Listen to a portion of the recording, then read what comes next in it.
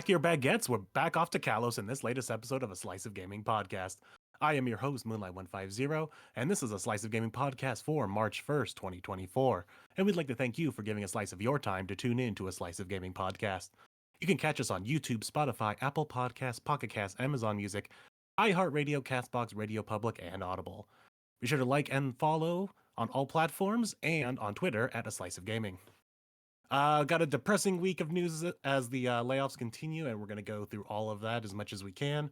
And then the little bit of glimmer of hope that we do have in some other topics. But to join me in the wallowing of sadness, we do have our co-host for tonight. Back on that power wash grind, it's Wolf. Did you struggle to say baguette? It's No. baguette. Baguette? You said like baguette. I choked. Fair. Yeah, not good to be here. He's still wicked and still not resting. It's Fusion. Happy day after leap year. Or leap day, I guess, not leap year. I wish I could say happy leap day, but you know, it wasn't on a Friday. Next year. Yeah, next year. And starting yet another Stardew Valley run, it's dark. Is it? He's too busy with that Stardew Valley run to say busy. anything. He's too engrossed. Oh, there he is. No, easy. Oh, is your mic fucked up? A little bit. Anyways, yeah, how's it going? Hey. All right, so got a lot of news to go through, as I said, so let's just hand it right on over to Wolf. Yeah, a really fun week of layoffs, guys. I know we've been having a lot of enjoyment talking about those the last few weeks. And this week's no different, but I do want to actually start with something positive, I guess. I don't want to say I guess. It's so hard to say positive and Pokemon in the same sentence. Moon can attest to that one. Yeah, did you hear me last episode? People were positive about this. I would say for the most part, yeah. It's like it was probably the best case scenario. For sure. Unless you're bench. Oh, we'll talk about it. We had the Pokemon Presents. That was Wednesday, I want to say. I forget. Tuesday. It was Wednesday. Tuesday. Yeah, my concept of time is completely fucked, by the way. But yeah, no, I completely. I woke up at 8 a.m. and then I went right back to sleep. I did not watch it right when it came out, so I had to watch the VOD later. But yeah, I watched it. Moon, you also watched it, and Fusion, you watched it, right? Nope. Did not watch that. I watched We're a trying lot. to include you in here. Yeah, Dark watched it.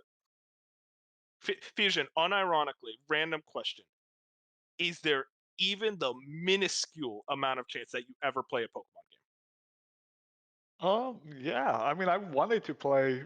What was the last one called? Scarlet Violet. Scarlet and Violet? Yeah, Scarlet. Like, I genuinely wanted to play that one until like it ran like other crap, and I was like, nah, I'm just not gonna do it. Because I mean, I played Pokemon Red back in the day. It's the only Pokemon I've ever played. Damn, But, like, OG. On like the Game Boy, and like I said, I told them in the past, I didn't have a save. My thing was corrupted, so I had to keep replaying the start of the game like over and over and over again. So I never got far in that game, but like I wanted to genuinely try to get into Pokemon with the last one, and then like it just didn't look great, and people like it just didn't bring me to it. I was like, nah, I'm just not gonna play.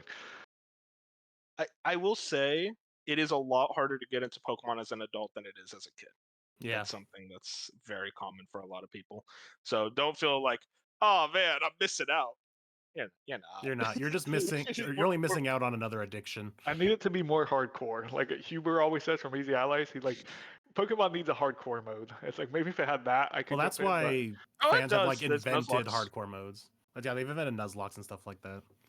Nuzlocke are awesome. That's actually the best way to play the game, IMO. But I guess before we actually get into the full direct, like, what's our overall thoughts on the presentation for people who watched it? Dark, I want to start with you, actually. This was a waste of time. This could have been a tweet. I mean, we say that about every presentation, let's be real here. Moon, Yeah, what this about presentation was like 12 minutes long. They didn't show you? shit. Buddy, you saw Pokemon Cafe Remix, and you're saying they didn't show This shit? should have been a tweet. I didn't know it was like I forgot it was happening. Yeah, honestly, I almost forgot until I had to put on the alarm. Moon, what about you? It was pretty much as we expected. Well, actually, no, it's not, because we expected Doom and Gloom with a Ilka Black and White remake, and then we got pretty much what we wanted for the most part. I mean, most people, if we were to get another Legends game, people were expecting a Unova Legends game. Now, granted, I think that was just wishful thinking because everyone wants the original Kyurem Dragon to be shown off. But I think I think a Kalos Legends game is probably the next best thing after that. So it's honestly because of that, I'm like, okay, this was kind of worth it. Like, we actually have some hope. And the biggest thing, and it's actually really funny, if you watch a couple of Pokemon YouTubers that I watch their reaction to it, the biggest thing besides it being a Kalos game, because everyone was like convinced it was either a Johto game or Unova game. But the other biggest thing that most people pointed out was the fact this game's not coming out to 2025. We're not getting a Pokemon game this year. That's like the first time in a very long time we're not getting a Pokemon We don't know that. game. They could announce it next week, man. Black and white. Keep in mind, something really weird is that at the beginning of last month, because today's the first, beginning of last month, they put a random cryptic tweet, 2 tweets of both the dragons, with no explanation towards them. It was like so weird. Literally, they've been in the direct that they might do something regarding the dragons. Otherwise, I don't know why the fuck you would post the dragons. It doesn't make any fucking sense.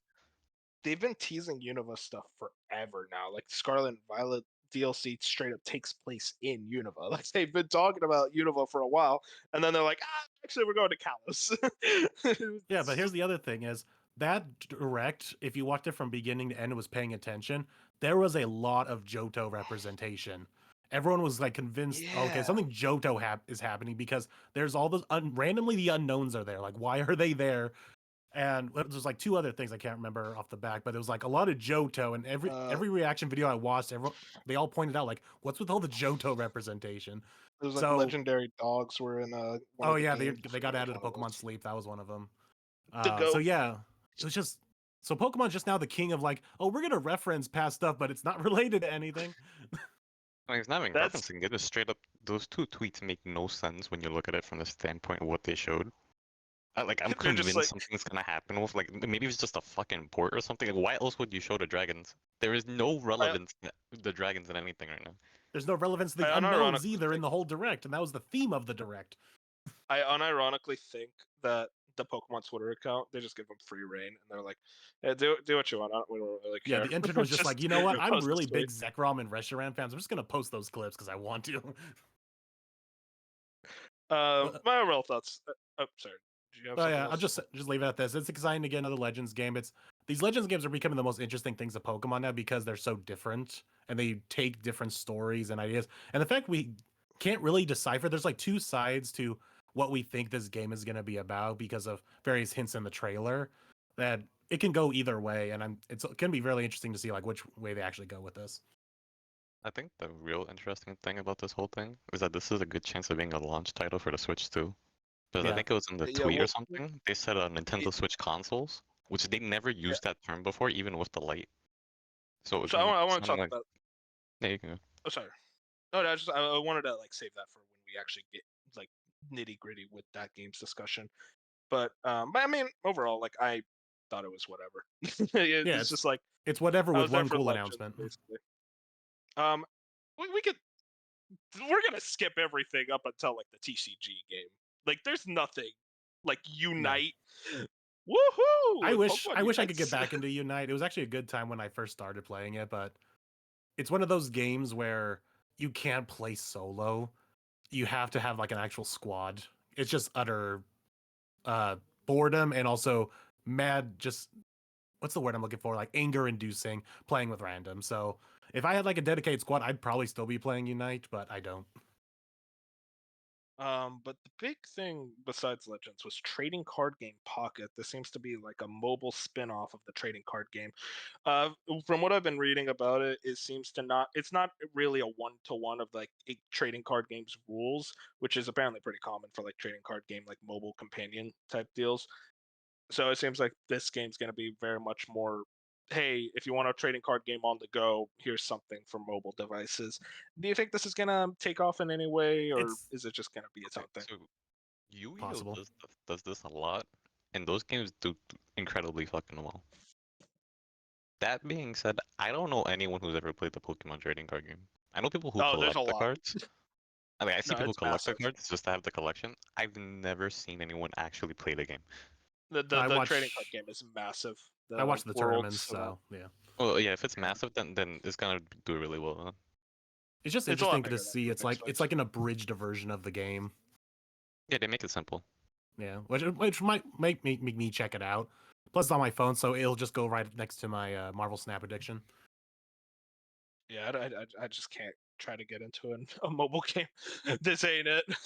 This ain't a good time for me to get into like a mobile game like this. So I gotta try to avoid stuff like that. Plus But it 2 could be free fun. packs a day. Yes, let's go. Okay, I might actually download it for that because I like looking at the cards. Yeah, you just can collect the cards and never play. Exactly. But obviously the big announcement is Pokemon Legends ZA. Guys, we finally got Pokemon Z. It took Yay! 10 years, but the Pokemon Z is Pokemon Z real. fans, they won. They figured it out. So obviously the big elephant in the room is those Unova remakes that everyone was kind of expecting to happen. It's a big W that these aren't Unova remakes, right? Like we're all happy about that. It just makes you ask the question: what's Ilka been doing? They did One Piece Odyssey, buddy. Yay! That is a 10 out of 10 game that I've never played. Apparently, I don't know. But I guess it's like very curious to say the least that they just skipped Gen 5. They're going right into Kalos, even after all the hits to Gen 5 stuff, and obviously the remakes being the next thing in contention. It's like, oh no, actually we're going to do another Legends game. I think it's a big W just because I loved Legends Arceus. And it's like, hey, if we're keeping the Legends moniker, we're not just going to immediately move away from the gimmick like you guys love to do. We're actually going to stick with this like brand and have it kind of be a companion piece to the main series games. I am so down for that. And they're giving it proper development time. Yeah, that's the big thing. 2025. Now, I have heard some things that this was supposedly a launch title for the Switch 2, which I mean that would have just made the Switch 2 sell gangbusters alone. But it was supposed to be a launch title, and it may have been delayed because of that, because of the Switch 2 delay rumors as well. Do you guys take any credence to that, or are you like, it was always meant for 2025? The fact that I think it was always meant for 2025. the fact Even the that old it rumors. the Pokemon Day Presents was still on the same day it always was, and that rumor of it being delayed to 2025 was so recent, like right before it, there would have been no real time to adjust that, like adjust the trailer to say anything, change anything basically. So it was always meant to be 2025, I believe, because that trailer would have been locked in like weeks ago. Is this an early 2025 or late 2025? You guys think? Early or Is it early? it's Everyone was early. under the assumption, saying, well, not everyone, but a lot of people were thinking that the Legends game was this year. I never thought that. I was always dead set that the next Legends would be next year. Like they're saying, oh yeah, the game would develop. I'm thinking, no, this is about what I was expecting. I imagine that this is probably getting more development time than usual from Game Freak. At least I would hope so, because let's be honest, Scarlet and Violet did not launch in a good position. So I Did they hope finally that learn their this lesson? amount of time. I mean, they know. That's the thing. They know about the outcry of like people like really unhappy with the state of Scarlet and Violet. Now, do the execs care? We'll No. see. That's very much like well, you guys could do that, but we sold like 10 million in 3 days. So, it doesn't really matter for us. I'm very curious to see what the state of this game is because we didn't see any gameplay footage or anything. This seems to be something I was about to say early in development, but like they usually never show gameplay of like whatever the next Pokemon game Nah, is. it's always at the some Pokemon CGI Presents. tease. Well, no, Legends Exactly. Arceus did have some minuscule gameplay. Like we saw the dodge roll, we saw her walking around in the field, so we got like a general idea. That's where everyone called it the Pokemon Souls game. It is very random because Sword and Shield got gameplay when that was revealed. But then Pokemon Sun and Moon that didn't get gameplay. But I remember that far back. I don't know why. But Pokemon X and Y that did get gameplay. And then No, Brilliant Diamond and Shining Pearl. the original announcement did, and it just showed. Oh, it was just a CGI trailer of Xerneas and Yveltal. No, it got gameplay in January. It was the January Pokemon. They like revealed it there. I can search it up. I'm 100% sure they showed gameplay because I watched that trailer like 50 times as a kid. Let me check Pokemon. So basically search saying it up. is Pokemon is inconsistent. Yeah, exactly. And so like it's not like guaranteed. I think it is most likely a late. I want to say early. I think it's just a safer assumption that it's early because they want to try to get it out ASAP. Because they're I like, think well, they're we're going to not getting try anything to here. make it a launch title for the Switch 2. They're going to try. I think They'll it just try. is the launch title. I can imagine it's a launch title. I think it's like one of those things where like it was always meant for 2025, but then it got the delay, or the Switch 2 got the delay. And it's like, oh, this is a coincidence. Like, why don't we try to like, put them together? Now, granted, the Pokemon Company and Nintendo are a lot more separate in their thinking than we think. Like Oh yeah, than you'd expect. They don't work together. I still have the scars from when Pokemon Omega Ruby and Alpha Sapphire launched along the same day as Smash Wii U. Dude, that is actually, I always think about that. I'm like, why did they do that? Because they hate us. One of you couldn't. I just posted the X and Y trailer. That had gameplay. I'm watching it right now. This was the reveal. What a fucking awesome trailer, by the way. This was so hype for me. This was my Super Bowl. We're back to France. Yeah, I'm very curious. So the whole thing is like Lumio's redevelopment plan. There was like theories like, oh, is it going to take place in the past or the future? I think it's probably going to be like a mix of it. I like the idea of like 1890s France, kind of got that like nice noir aesthetic. I'm down for anything. I would rather it's in the past than the future, but I could also see a hybrid type too. The only reason people think it's the future is because of all the way the trailer was presented, all blue in outline. It's like, I'm pretty sure those are just blueprints. Those are supposed to represent blueprints. I'm pretty sure it's a past thing. But yeah, did you guys have any other thoughts about ZA? ZA. Still a terrible title. It should have just been Pokemon Legends Z. I think the whole deal with it is like Pokemon Legends ZA AZ. That character. That very memorable character from X and Y. His most memorable trait is the meme that came from him. we can all agree. X and Y were kind of weird games. I have a lot of this. I have a lot of nostalgia, but man, these games were rough. that was kind of like the first start of like, oh, Pokemon games are not doing too hot. But yeah, it was definitely the beginning of it because they had the pitfall of there was only 75 new Pokemon in the generation. And they tried to use the excuse, well, we spent all of our development time transferring all the older Pokemon into 3D models. So why did you fuck over Typhlosion? The French ruined Pokemon. True. 100% true. But hey, the French will save Pokemon. Call it the French Revolution too.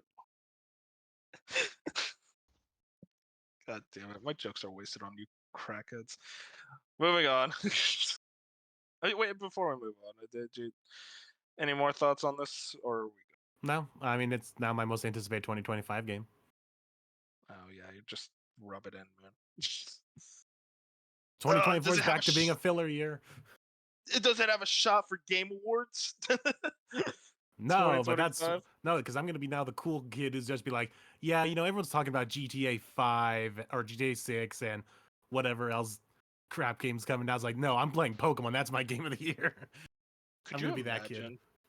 Could you imagine Pokemon transitioning into GTA in the like Game Awards orchestra? Like, I think that is genuinely hilarious to me. Hey, that's a possibility. Never say never. Moving on. Now more negative news. We got a lot of layoff stories from a lot of different companies. So we're gonna be here for a while talking about layoffs. Hope you guys are strapped in. The big one I wanted to start with. This was the first one of the week, or the first big one of the week. Sony finally did their layoffs. Sony, this is Jason Schreier over at Bloomberg. Sony cuts 900 jobs in gaming, shuts down London division. Sony Group Corp will lay off 900 people across its video game division worldwide, or about 8% of its employees, and close a group in London. After, quote, after careful consideration and many leadership discussions over several months, it has become clear changes need to be made to continue to grow the business and develop with the company. Departing Sony Interactive Entertainment President and Chief Executive Officer Jim Ryan wrote Tuesday in a note to staff addressing the cuts. Sony said the layoffs will also impact game makers Insomniac, Naughty Dog, and Guerrilla Games, Three of its most successful subsidiaries, Guerrilla Games, is cutting 10% of its staff, roughly 40 employees, according to people familiar with the matter. Sony's PlayStation London, best known for the SingStar series, as well as multiple virtual reality games, will shut down. Head of PlayStation Studios, Herman Hulst, said in a note to staff Tuesday that the company has decided to cancel several games in development. Quote, sometimes great ideas don't become great games, he wrote. Sometimes a project is started with the best intentions before shifts within the market or industry result in a change of plan. The PlayStation maker previously made huge investments in games as a service or online games designed to be monetized over a long period of time. But the market for these games has become oversaturated, and many have flopped. Sony recently canceled online games based on the Spider-Man and Last of Us. As part of the cuts, the company also canceled a live service game based on the Twisted Metal racing franchise, which was in development at the UK subsidiary Firesprite, which was also impacted by the layoffs. Sony shared plunges earlier this month on news that it was cutting projections for its PlayStation 5 console. In comments to shareholders, Sony Interactive Entertainment chairman Hiroki Totoki said the company was looking to boost margins and improve its development efficiency. A lot to read there. I have more specific things I want to actually focus on, but I just want to start as an overall Fusion. What did you think of these layoffs, just as an overall thing? I think of every layoff stupid and dumb and annoying, and it just continues to happen, and it just shows that it's not a thing of talent because you're looking at some of the most talented teams in the industry. It's just I don't know if it's the whole COVID's coming back to bite everyone in the butt with the overspending. There's logical reasons to why it's happening, but it all just still sucks. There's no getting around it. It's just millionaires wanting to get more money and letting the little guys go. In this situation, it doesn't feel like it's COVID relapse. It feels like the Bungie deal. It feels like they spent all this money on Bungie for live service games, which utterly flopped, and now they can't do shit, so they have to let people go to save money. This is all part of cost cutting procedures, right? Yeah, assumingly so. It's about 8% of its employees throughout all the studios. So I do think this does have a lot to do with the COVID regressions, but I also think just the live service shift was definitely just a failure from their end. And it kind of resulted in, okay, well, we're not doing this anymore, which means we got to lay off a lot of people, which means, unfairly just getting rid of as many things as possible. Unfairly getting rid of as many people as possible from some of your best studios, like fucking Insomniac, which just produced a 10 million sales for their game, by the way. I want to point that out. And they had to still lay off people. And Insomniac actually shared a note, and they were very much annoyed by it. You could tell just by reading it. It's this was not something they were the only ones who put out a note, too. Keep in mind, they just got hit with one of the most gargantuan leaks a studio's got hit with in a hot minute. Because their whole future plans have been leaked in great detail. And that Insomniac's been carrying the PlayStation this generation. You would think they would try to make sure nobody from that team leaves, given everything that they're doing for Sony. So it makes no sense to me. I don't think that leak matters at all in regards to this kind of stuff. No, I'm not saying that the leak is the reason why they're losing. I'm just saying Insomniac's getting hit back to back with a lot of shit right now. Yeah, I think it's just oh man, that was two unfortunate things in a row, basically, for Insomniac. Even after putting out a great game, which people have decided to turn on, by the way. Apparently people don't like Spider-Man 2 now. Idiots. Little kids. Exactly. It's cool to hate on things. Oh man, it's woke now. I hate that word so much. I hate it with every fiber of my being. Yeah, it just sucks because like we said, it always sucks, and that's all we can really say. There's nothing until we knew it was gonna get worse, and it's just has continued to get worse. It just I knew PlayStation was gonna get hit at some point, but now it's just PlayStation, Xbox. It's everyone but Nintendo basically has been actually hit with a lot of people being let go. It's just it is. I could see the live service stuff coming into the factor of being hey, we hired all these people for live service. We had 12 live service games planned, and it didn't work out. We cut down to 6, and now maybe even the 6 might not work out. So we hired you on here for live service projects. We're not working on the live service projects. We're gonna let you go type stuff. I gotta say one thing that's interesting. So what you said, like almost everyone. So Nintendo, they literally can't. They could do layoffs theoretically for Nintendo of America and a lot of their Western divisions. I kind of doubt they'll do that. Who knows? Fucking this industry, there's probably going to be layoffs. Who knows? But I mean, they haven't done anything in regards to that, and they can't do like a lot of the Japanese companies just can't because of labor laws in Japan. You can't really go for layoffs unless it's like a last resort type deal. Um, in regards to all the major Western publishers, at this point, all of them have had layoffs because we're about to go into EA. All of them have had layoffs except Take-Two, from what I understand. I think And they're the Ubisoft. only ones. No, Ubisoft had theirs in November. Who's Oh, waiting really? for something? They got ahead of the GTA 6 to game. drop first. They're ahead of the curve. Soon. I mean, I expect Take-Two soon. I'm Especially just with gonna the say news, with the, I don't know if I'm jumping ahead because I don't know if it's on the work from doc home. about the work It's from on the home stuff. Okay, Yeah. yeah, I assume those people are, something's happening. Yeah, Leave for after sure. GTA 6. You're gonna see a bunch of people leave. Oh yeah, and I could definitely see them after GTA 6 being like, hey, now we're gonna let go a lot of people. Yeah, I want to get into the actual like specifics. Mainly the big one, London Studios. So if you don't know, this was kind of one of PlayStation's British studios, one of their two. Um, they were responsible for the Getaway back on the PS2, and then they did the SingStar games, which were kind of pretty fun rhythm games that you could like sing along with. And then they eventually went on to kind of be a VR studio. They did PlayStation Worlds, and then they did the Blood and Truth. And recently, their new game was supposedly like a fantasy IP game, set in London. A lot of people were kind of misconstruing that it was a VR game. It wasn't. They've always said it was kind of like a actual like console game. And now they're gone. They were completely removed and said that game's canceled for sure. And they just completely shuttered the studio, which sucks because I really wanted to see what that game could have been. I think this was a very talented studio. Everyone raved about Blood and Truth and said like that is the PlayStation VR's killer app. And now they're not able to like really show off the talents that they had because PlayStation was like, let's just get rid of one of the studios. When we're already Fusion, you mentioned this, we're already having an issue in regards to getting like more first party games out. So let's shut down a studio that had a first party game ready.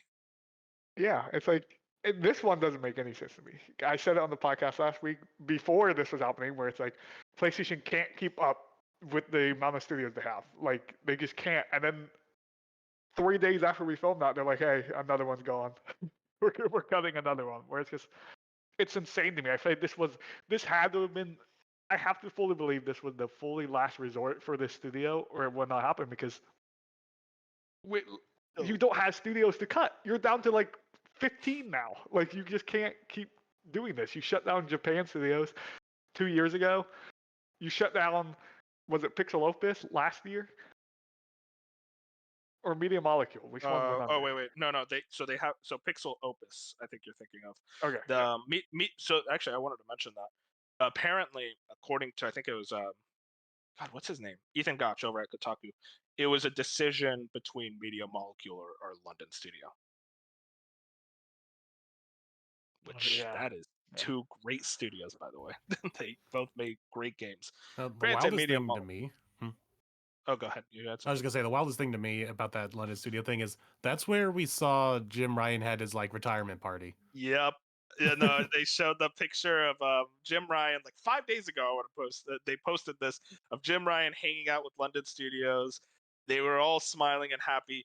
He fucking knew. He knew they were gonna get like the studio was gonna get shut down. This wasn't like a last minute decision. That is genuinely like cool. They were still cleaning up probably after that party when they got that news. Exactly. That's so genuinely evil. Yeah, I mean, yeah, the London Studio one sucks. Like it always sucks when anyone loses their job, but that one where it's just like the entire studio is going down. And like I was excited for that London Studios project. I was interested. Like the concept art looked cool. They were doing something like unique, and I was like, granted, yeah, it was like a co-op, more live service type stuff, but I was still like, if this is one of your 6 that are gonna come out, yeah, it was a co-op game. If this is one of the ones that are gonna come out, like I could get behind this. But the fact that we only got concept art and that's as far as we got. Like they didn't even get a chance to show trailers or anything for this. I guess it maybe in the long run's like better because that means less time spending on a project for it to just get canceled, but still sucks. Unlike Factions. That's not a reminder of Yeah. Faction. I'm gonna go Also, cry I now. did not know, maybe I forgot, but I did not know a Spider-Man multiplayer game was in development. Yeah, those in the leaks. There was a big thing in the leaks. So it was like, oh man, there was a Spider-Man like multiverse game, and it actually looked really cool, but they canceled that one. No, thank you. It very much Would showed. have worked out of all them. Out of all the multi-service games, that one would have been the one to work. The one that worked was Helldivers 2. Am I right, guys? Yeah. Wow, silence. No, I mean, yeah, it's just like I don't know. But, I I mean, can't. I can't talk about live service games anymore. It's just like I don't know what's ever gonna work and what's not. bring them in, Sony. You need Arrowhead under the under the first party suit at this point. I mean, at that point, do they even buy them? Like, I'm curious because like they don't. Do they have the money to buy a studio right now? Like, I feel like they're like worried now about, hey, can we like stop plateauing? Because right now they're at a plateau. Their sales are like increasing, but like not to the level that they were during the PS4 generation. Because people aren't as interested in buying consoles anymore. People are on mobile, like they're on PC. That's the market now. Right now, like console sales are very much plateauing more than they've had for like years, like decades even. So Sony's kind of in a rough position where it's like, do we want to buy another studio at this rate, or do we want to focus in and like maybe focus more on second party deals instead? Avoid going for an entire big sale of buying a studio. They might work out like some deals to do like some I don't know what the word I'm looking for is, but it's like co-development, co-ownership, but not like full out buy a studio. Co-publish, yeah, stuff like that. Like I can see Sony like putting a stake into Helldivers, be like, okay, we're gonna help you financially, get more servers, pay the people who are gonna like make the roadmaps for like future content, they already stuff do like that. Yeah. But now they could more because now it's a hit. I mean, yeah, it's just yeah. They didn't even put like a beta out for Helldivers. I'm always in the ballpark where it doesn't matter if it's a first party studio or not. If it's only on PlayStation, that's all that matters for for PlayStation. You know what I mean? Like where people argue, Bop, shout out Bop, where he's like, Helldivers isn't a PlayStation game, whatever. But it was published by PlayStation, and you can only play it on your PlayStation or PC. That's all that matters for Sony. Like it doesn't. The consumer who's buying Helldivers has no idea it's not a first party Sony game. The only people who care it's not a first party Sony game, and we'll point that out, are people on Twitter. Like no one. Did you just call Bop a Twitter user? Holy shit! A little bit. He's just more of an Xbot, but like that's normal. That's the culture of gaming. No one knows what is first party and what's not when you're getting to the nitty gritty of like who's buying these consoles and buying these games. They just see a PlayStation logo before the game shows up, or like they just see the PlayStation publisher. That's all they see. It's only. I think for the most part, I think the most common people don't even pay attention. They're just flashing images, waiting for the game to load. Yeah. A lot of people will think we get obsessed with like, well, this is a first party team, or like to whoever, but like. Same thing on Xbox. Stalker 2, if that's an only Xbox game, okay, that's an only Xbox game. So when I think of Stalker 2, I'm going to think of Xbox. It's not a first-party studio, but like to me, it's like if I can only play that on my Xbox, there's no difference. So yeah, I could see them in a vein where they don't go large and go into a like first-party buy. I still think they need a publisher of sorts at some point because again, you can't keep waiting like this unless you continue, because at that point you're relying so heavily on these third-party deals. And right now it's been working, like it has happened for Sony, it's been working, and they can fill the gaps with it. But that doesn't stop 3 years from now. Maybe third-party studios are just like, nah, we want to be on everything. Like it doesn't stop third-party studios from being like, we understand you want us exclusive to your box, but Xbox will give us this much to be on their box as well. Like you can't. It's so much easier to rely on your first party, which is why you have the first party, because they're always around until you get rid of them. So it's in a weird spot for Sony where you're like, well, do you go the third party route and continue that and save money now, but it could be costing you in the long run? Moon, what you said earlier, that really resonates of like people kind of just see the like flashing lights or whatever. I had a friend back around the time Dying Light 2 was coming out, he loved Dying Light 1 on his Xbox. And then he saw Dying Light 2, it was like a PlayStation ad. And he was like, oh, do I have to buy a PlayStation for this game? He was asking me, he's like, is this an exclusive? I was like, no, it's on Xbox. And like, I know it sounds as simple to us as like, oh, search it up on Google. But for a lot of these people, they just see the ad. They're like, I guess I got to buy a PlayStation. Like that type of marketing deal, these things do get people to buy consoles. Now, granted, that is starting to plateau. It is starting to reach a point where people are like, I'll wait for the PC version, or I just won't play it. I'll watch someone on YouTube or like watch a stream of it. That is a very common thing now. I know a lot of people that just aren't interested in a console because they're like, well, I don't need to play it. Very curious. That's a lot to think about just in and of itself. I do want to also point out the Twisted Metal game. So apparently, it very much was real, but apparently, according to Schreier, this was very much early in development, aka just got greenlit, and now it's completely canceled. Shocking to me. Because we've been hearing rumors of this game for years, and then it's like, oh, it literally just got greenlit. Also, who's the lead guy at VGC? Andy Robinson. Yeah, Andy Robinson. He tweeted out a week ago. That would be crazy if remember he tweeted out or whatever. He was like soon on that Twisted Metal's tweet. Like someone tweeted at him and was like, and this better not have been what he meant. He better not have been like he knew it was canceled and that was the news. But like I feel like him in particular was saying like that game's close, and then for Jason Schreier to come out and be like, nah, that game was never close is kind of crazy to me because I really thought that was like maybe could hit this holiday. That's what we were all kind of like thinking, or at least like debating about, like, oh, it's possible it's a holiday title, or at least we thought it was way further in development than it actually was, apparently. Now, granted, I mean, obviously, no person's source is 100% accurate, but Schreier is pretty much like a perfect track record at this once point. He says something, we can believe like, it's usually true. Exactly. But yeah, that was everything in regards to that. I do also want to bring in this Firesprite. Apparently, so this comes from Justin Carter over at GameDeveloper.com. Firesprite devs say culture of fear led to staff exodus. Former staff claim Firesprite has undergone a turbulent culture shift since Sony bought the studio in 2021. Sources speaking to Eurogamer accused two senior leads of sexual discrimination and ageism. Both seniors, hailing from the support studio XDev, are said to have a total of 13 complaints against them. The investigation took place prior to the layoffs, which Sony later dismissed as a misunderstanding. But Eurogamer alleges some Firesprite staff were exploring legal options, at which point they received financial payouts from the PlayStation maker. Firesprite employees had already begun leaving in October at an alarming rate. Glassdoor reviews described the studio heads as horrendous and having created a culture of fear.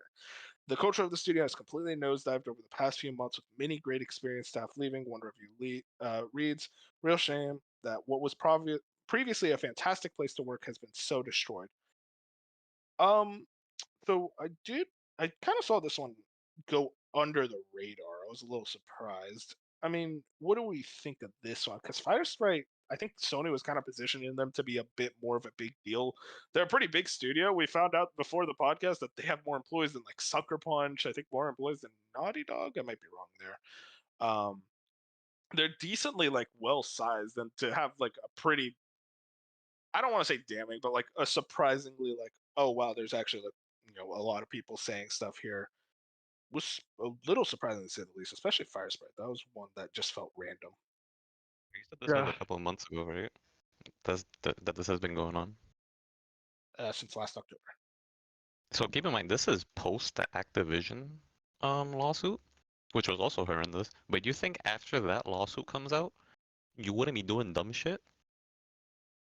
Granted, I don't know all the details, and I don't want to know all the details. But after a case like that comes out in your industry, you wouldn't be doing stupid ass shit like that. You'd be surprised at like how good human being. It's like common sense type of shit. No, you'd be surprised at how many people, especially in people of power, positions of power, would just be like, they don't care. They'll just continue on their thing and think they're invincible. And then they get clipped. Like, no. Well, nothing's happened to them yet. The only thing we know about is just a bunch of employees left because of it. It's very much allegations at the moment. Apparently there were what was it? What's this thing called when you sue someone? A lawsuit. Lawsuit? What's the thing when you sue someone? Shut up. But like, there was some type of thing, apparently financial compensation. Do you guys think this is something that's going to develop over the No. next years, or is it No, just because if the compensation, employees that one left sounds like it already, happened. so it's a one and done basically? unless like really Oh, maybe. horrendous new details come out, I think this is pretty much it. There's just gonna be a lot of execs are being assholes, so a bunch of employees left, and it's probably just gonna leave it at that. Like I said, unless some other real horrendous details come out. Yeah. Very curious. Next up, in this whole PlayStation thing, this is just an interesting one. I wanted to add this with the PlayStation layoffs. Noble has this one. Shawn Layden, former head of PlayStation, joins NFT blockchain company Ready GG as an advisor. Guys, did you know NFTs are still a thing? News to me. There's an NFT blockchain company, and Shawn Layden was like, "Oh, this is the plan." He could have came back to PlayStation. This is what he's doing. So, yeah, that's the curiosity. I feel like we almost know at this point that Shawn Layden was forced out, right? Yeah, It probably. didn't feel as amicable as, because like he literally just like left. He didn't say anything on Twitter for like weeks on end about leaving Sony. It was just like some random like PlayStation blog announcement. They If I just wanted more remember. of a businessman in there. I guess so. I mean, it sucks because like you think about Shawn Layden versus Jim Ryan. Who do you prefer, guys? Phil Spencer. John Leo, he was the best, man. And he's still like he's still obsessed with PlayStation. Like if you go look at his Twitter, he talks about PlayStation Oh, every yeah. day. His tweets, like he is genuinely a hardcore PlayStation fan. Like he has PlayStation alumni in his bio. Like he really cares about the company. So it would really suck if they really were just like, yeah, you gotta get out of here. I'm just so curious why he joined a crypto company. I It's looked just into like, it a little bit, and it didn't even seem like that big of a deal. I just felt like he just probably sees an opportunity to get some money, and he's Yeah, he's just just gonna saying- get some money. He's probably just saying, He's doing if this thing Nicholas. takes off, I'm gonna be here. Yeah, and he's just an advisor. It's not like he's like the CEO. like he didn't even tweet about it himself. I'm pretty sure. Like it's just like what I feel like he just woke up and was like, oh, I have this opportunity to maybe make a lot of money in the future. Let me do it. Yeah, I remember. I think he was like, I don't want to say advisor, but like he was working nearby Tencent or something. Like he had some deals with like Tencent or whatever. And a lot of like people were like, "Oh my god, it's over!" And like it really wasn't a big deal. Like there were like PlayStation podcasts making that their thumbnail, like, "Oh my god, he's working for Tencent. It's so over." It's like, guys, calm down. It's like he's a businessman. He's just doing business basically. I don't care what that dude does in his life. He just whatever makes him happy, I guess. But yeah, that's everything in regards to PlayStation. Any like parting words? Parting words. What the fuck? Words like they died. You heard it here first. Wolf is calling Sony dead. PlayStation is dead. I mean, this is Jim Ryan gone now? Is this is this the last month? Was it through March or something? March or April? I think April 1st. Oh, okay, so this is yeah, I don't The know. final 30 days. Get it together, PlayStation. Don't lay people April off, Fools. especially at your most successful companies. Like if they're not safe, that's the thing. It's like we see all the time where it's like young people are going to college and stuff to create games, and when they look over and they're like, oh, someone at Insomniac was let go. How do I make it? How do I make it in the industry where people at Insomniac are being let go? Like it sucks. It's pretty intense. And we're gonna talk more about layoffs because we got more Yeah, layoffs. we got 7 more news articles on layoffs. So the other big one was literally like a day after the PlayStation layoffs. Electronic Arts is laying off 5% of its workforce. Tom Ivan over at VGC says this one. The company employed 13,400 staff as of March 2023, according to its most recent annual filings with the U.S. Security and Exchange Commission, meaning it could be cutting about 670 jobs. EA CEO Andrew Wilson says in a letter to employees, quote, given how and where we are working, we're continuing to optimize our global real estate footprint to best support our business. We are also sunsetting games and moving away from development of future licensed IPs that we do not believe will be successful in our changing industry. This greater focus allows us to drive creativity, accelerate innovation, and double down on our biggest opportunities, including our owned IP, sports, and massive online communities, to deliver the entertainment players want today and tomorrow. Very CEO statement. But we got a couple updates in the VGC article. Sources have told VGC that part of the cuts EA has canceled an in-development Star Wars first-person shooter at Respawn, the Mandalorian game that was rumored that we were talking about a couple weeks ago. Announced in 2022, the FPS game was being held by former LucasArts veteran and Medal of Honor co-creator Peter Hirschman, who previously worked on the original Battlefront games, The Force Unleashed, and more. Hirschman most recently directed 2020 VR title Medal of Honor Above and Beyond. And then another update, EA Entertainment President Laura Miele has confirmed the cancellation of the Star Wars FPS. Quote, Respawn's unique ability to connect with players and create exceptional game experiences is unrivaled in entertainment. As we've looked at Respawn's portfolio over the last few months, what's clear is our games our players are most excited about are Jedi and Respawn's rich library of owned brands. Knowing this, we have decided to pivot away from early development on a Star Wars FPS action game to focus on our efforts on a new project based on our own brands while providing support for existing games. And then another update is the Battlefield studio closed. EA has closed Ridgeline Games. The studio formed in 2021, just 3 years ago, to work on a future Battlefield single-player game. The Seattle-based studio was established in late 2021 and has been staffing up for its debut project, which was described as a, quote, narrative campaign in the Battlefield universe. Last week, it was confirmed that the studio's co-founder, Halo co-creator Marcus Leto, has departed the company for apparent personal reasons. So a lot to dissect here. Real quick, in the article, they also state that Black Panther and Iron Man games are still in development. So, the worst part about this was like, we have talked here about how like some of us don't like licensed IP games in video games. Like we're kind of like over it, and we'd rather have studios make their own things. But this is the worst way to get that.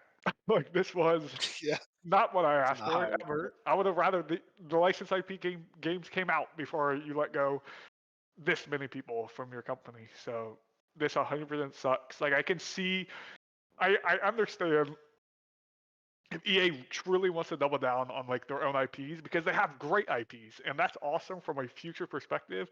But I just wish they could have done it where like they at least get these projects out the door and then started this whole let's go through a transition with these people still on board to other stuff instead of saying, hey, we're just going to cancel everything and cut the people and move on. Keep in mind, this is the same company that revived Star Wars Battlefront 2 to have an insane player base and community, and then dropped it when it hit its peak. They dropped it and they're like, oh, we go back to Battlefield, and they released the last Battlefield game. It's horrible. Battlefield is horrible. They don't know what the fuck they're doing. They're trying to blame it on licensed IP. No, it's them. They don't know what the fuck they're doing. You do not drop a Mandalorian game. You know how much that will fucking sell. Like we have details of the game now. And it was good. It was good. People were saying it was very good. That game was gonna be a blockbuster, and they canceled it for shitty Apex or whatever the fuck they're gonna make. That one is insane to me. Where they were like we just heard about the Mandalorian last week and how like it's coming along and like people have seen it and like it looks awesome. And then a week later, they're like, yeah, gone, by the way. Cancelled.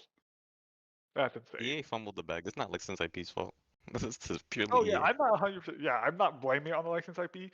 I personally would rather them worked with their own stuff, but I say, we just seen it with fucking Battlefield and Apex.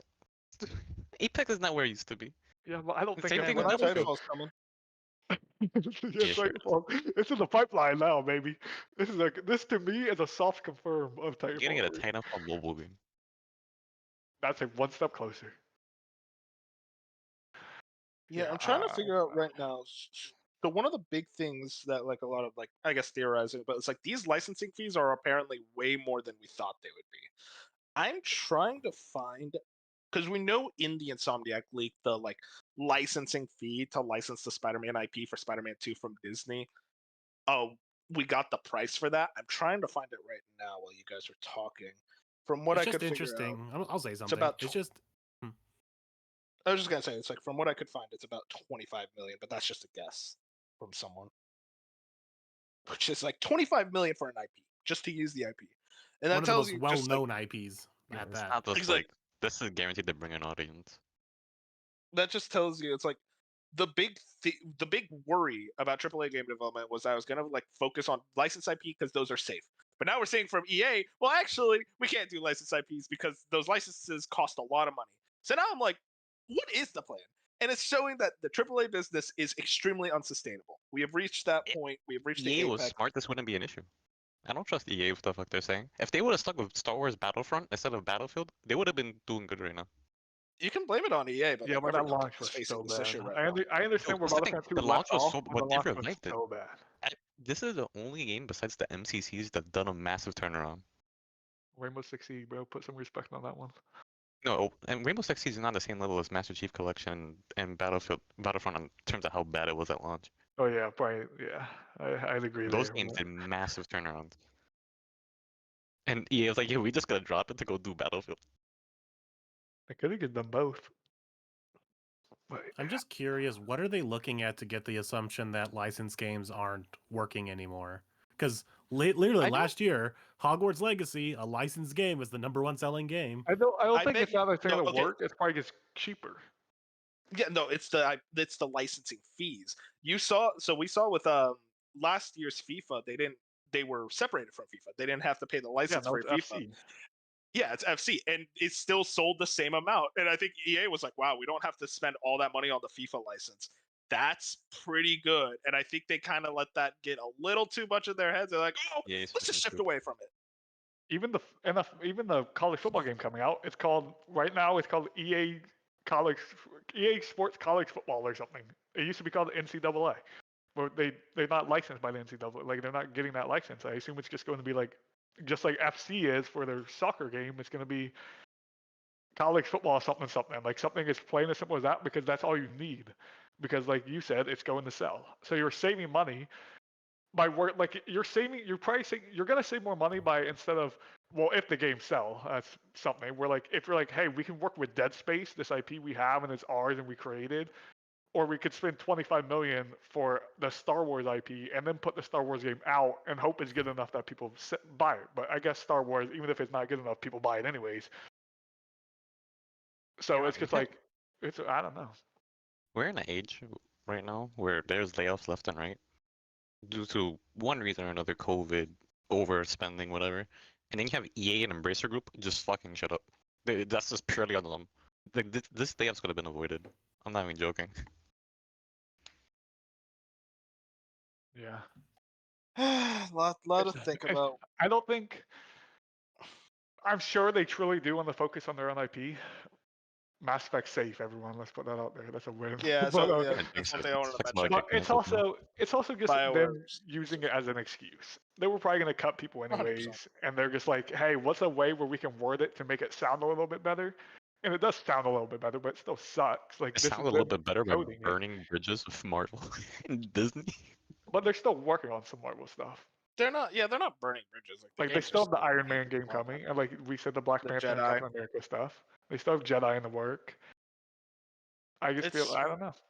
And it's weird that EA getting on the Marvel's Disney stuff anyways is just a little tad weird. I feel like other studios could work better with that stuff, but. Moon, I cut you off earlier. Did you have something to say? If you did, I don't remember. No, I think he said it. He was talking about Hogwarts Legacy and how much Hogwarts Legacy sold, and how why doesn't he think EA, like, why does EA think licensed games won't sell? Is what he was saying earlier. Okay, real quick, behind the scenes, I'm starting to think this is true. Bench said I have goldfish memory, and because of that, I literally forgot that Moon talked about that. And that was like literally 2 minutes ago. It wasn't that I wasn't listening. I was listening, but now that you mentioned it, it's like, oh yeah, he did say that. In one ear, out the other. The good thing I'm here, Moon. I listen to you guys. I just have bad memory, okay? That's all it is. But yeah, you do make a good point. But also, Hogwarts Legacy had 0 Harry Potter competition. Yeah, that's true. That's only a Harry Potter game that's a good out point. there. It's the only Harry Potter game for like the last decade. So when you're EA and just alone Respawn. Lego Harry Potter.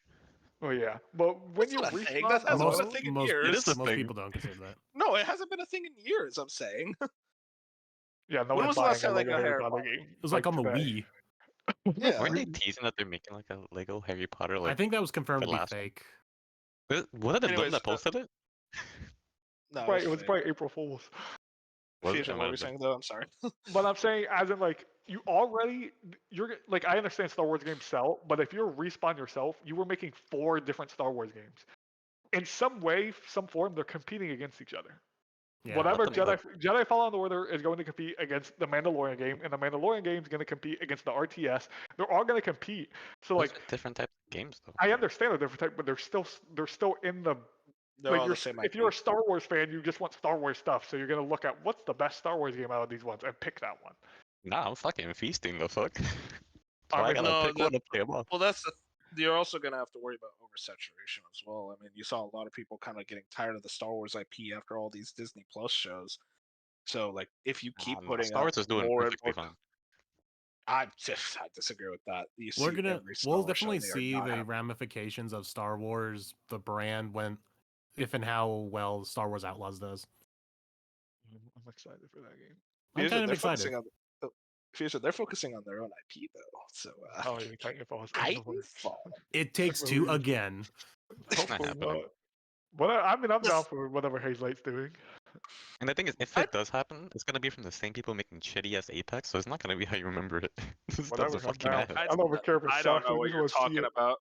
Apex still has like phenomenal gunplay. I don't know the hate boner. I just wanna No, I see- don't. the fucking balancing in Apex is dog shit. I just want to see the trailer of Yeah, Titanfall Titanfall 3 3. is gonna- Like, I just want Yeah, to see. I a just trailer. want to hear Titanfall incoming. That's what I mean. Stand by for Dude. Titanfall. Like you Stand by push for that, Titanfall. you put that in the It's gonna be a trailer. mobile I'm in. game. Think I don't, about whatever that. it is. You do that at a like press conference, like a Microsoft press conference, and it's just like the lights go dim, and it's just stand by for Titanfall. That is the It'll be- hypest video game trailer It'll of be all so time. hype. I'd be And it will hyped. probably get leaked by Schreier like a week before. Yeah, someone because posted. he God Yeah, damn it, someone Schreier. posted 2 days before and be like, "Let's ruin this gigantic surprise." I hate when they do that. Can we make fun of people who do that? I mean, You that's guys what wanna they do that? did with Granted, Keanu Reeves wasn't leaked, but I don't remember when Keanu Reeves came out and CD Projekt Red shadow dropped. Not shadow dropped, but they showed up at the Xbox press conference, like when they shut the lights off and hacked the Xbox showcase.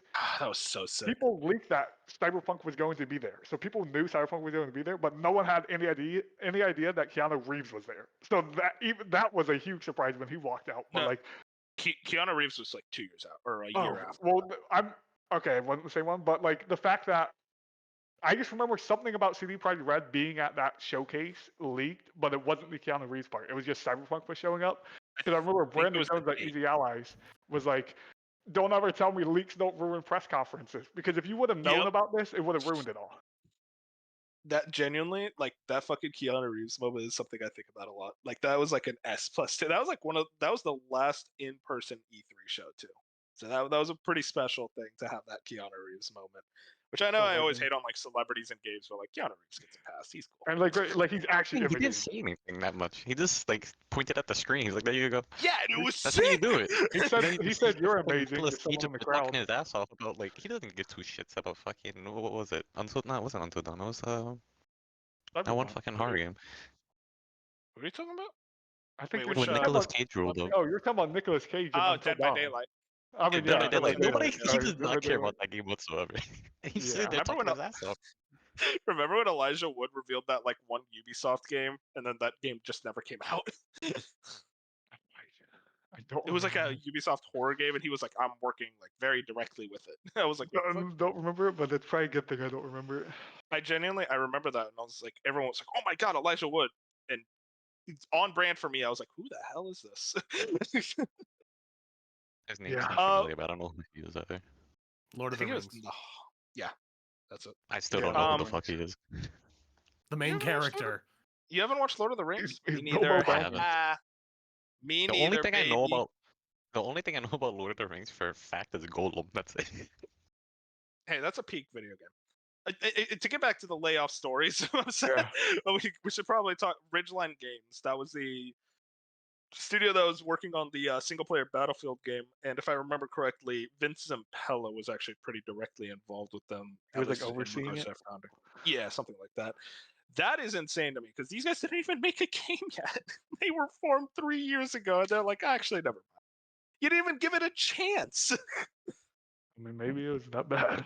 I mean, maybe the game's bad, but like, you don't have to cancel, close the entire studio. That's my like surprising part. I don't know.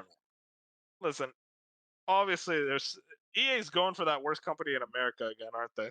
I mean, like, with Embracer Group. I'm saying this is bad for EA, but they are way, way, way better today than they were 6 years ago. I mean, way easily. No, I mean, like, listen, this is like really bad, and I don't like. I hate the way they're handling Respawn. I feel like anyone else would handle that really talented studio way better. But I mean, listen, you guys got to remember how fucking awful EA was like 10 years ago, especially. They thought single player games were dead. Like they genuinely said that. Yep. They're like, no one buys them anymore. Yeah, that everyone always posts the pictures. Is like, look at how many sales Spider-Man got. It's like, well, okay, guys, that's Spider-Man. Let's use another example.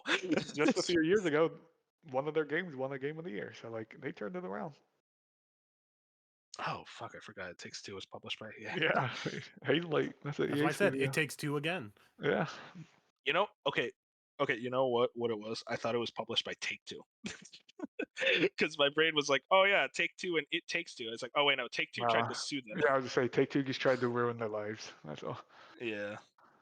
I don't know. My brain works in mysterious ways. Anyways, but yeah, EA layoffs. I mean, what more do we have to say? Just another shitty layoff story. Another story of them being fucking dumbass execs not knowing how the games industry is going. Yeah, it's one of the more unique ones with them like piggybacking, saying we just want to focus on our own IPs. I'm like, okay, whatever. We haven't seen a Titanfall game in 7 years, buddy.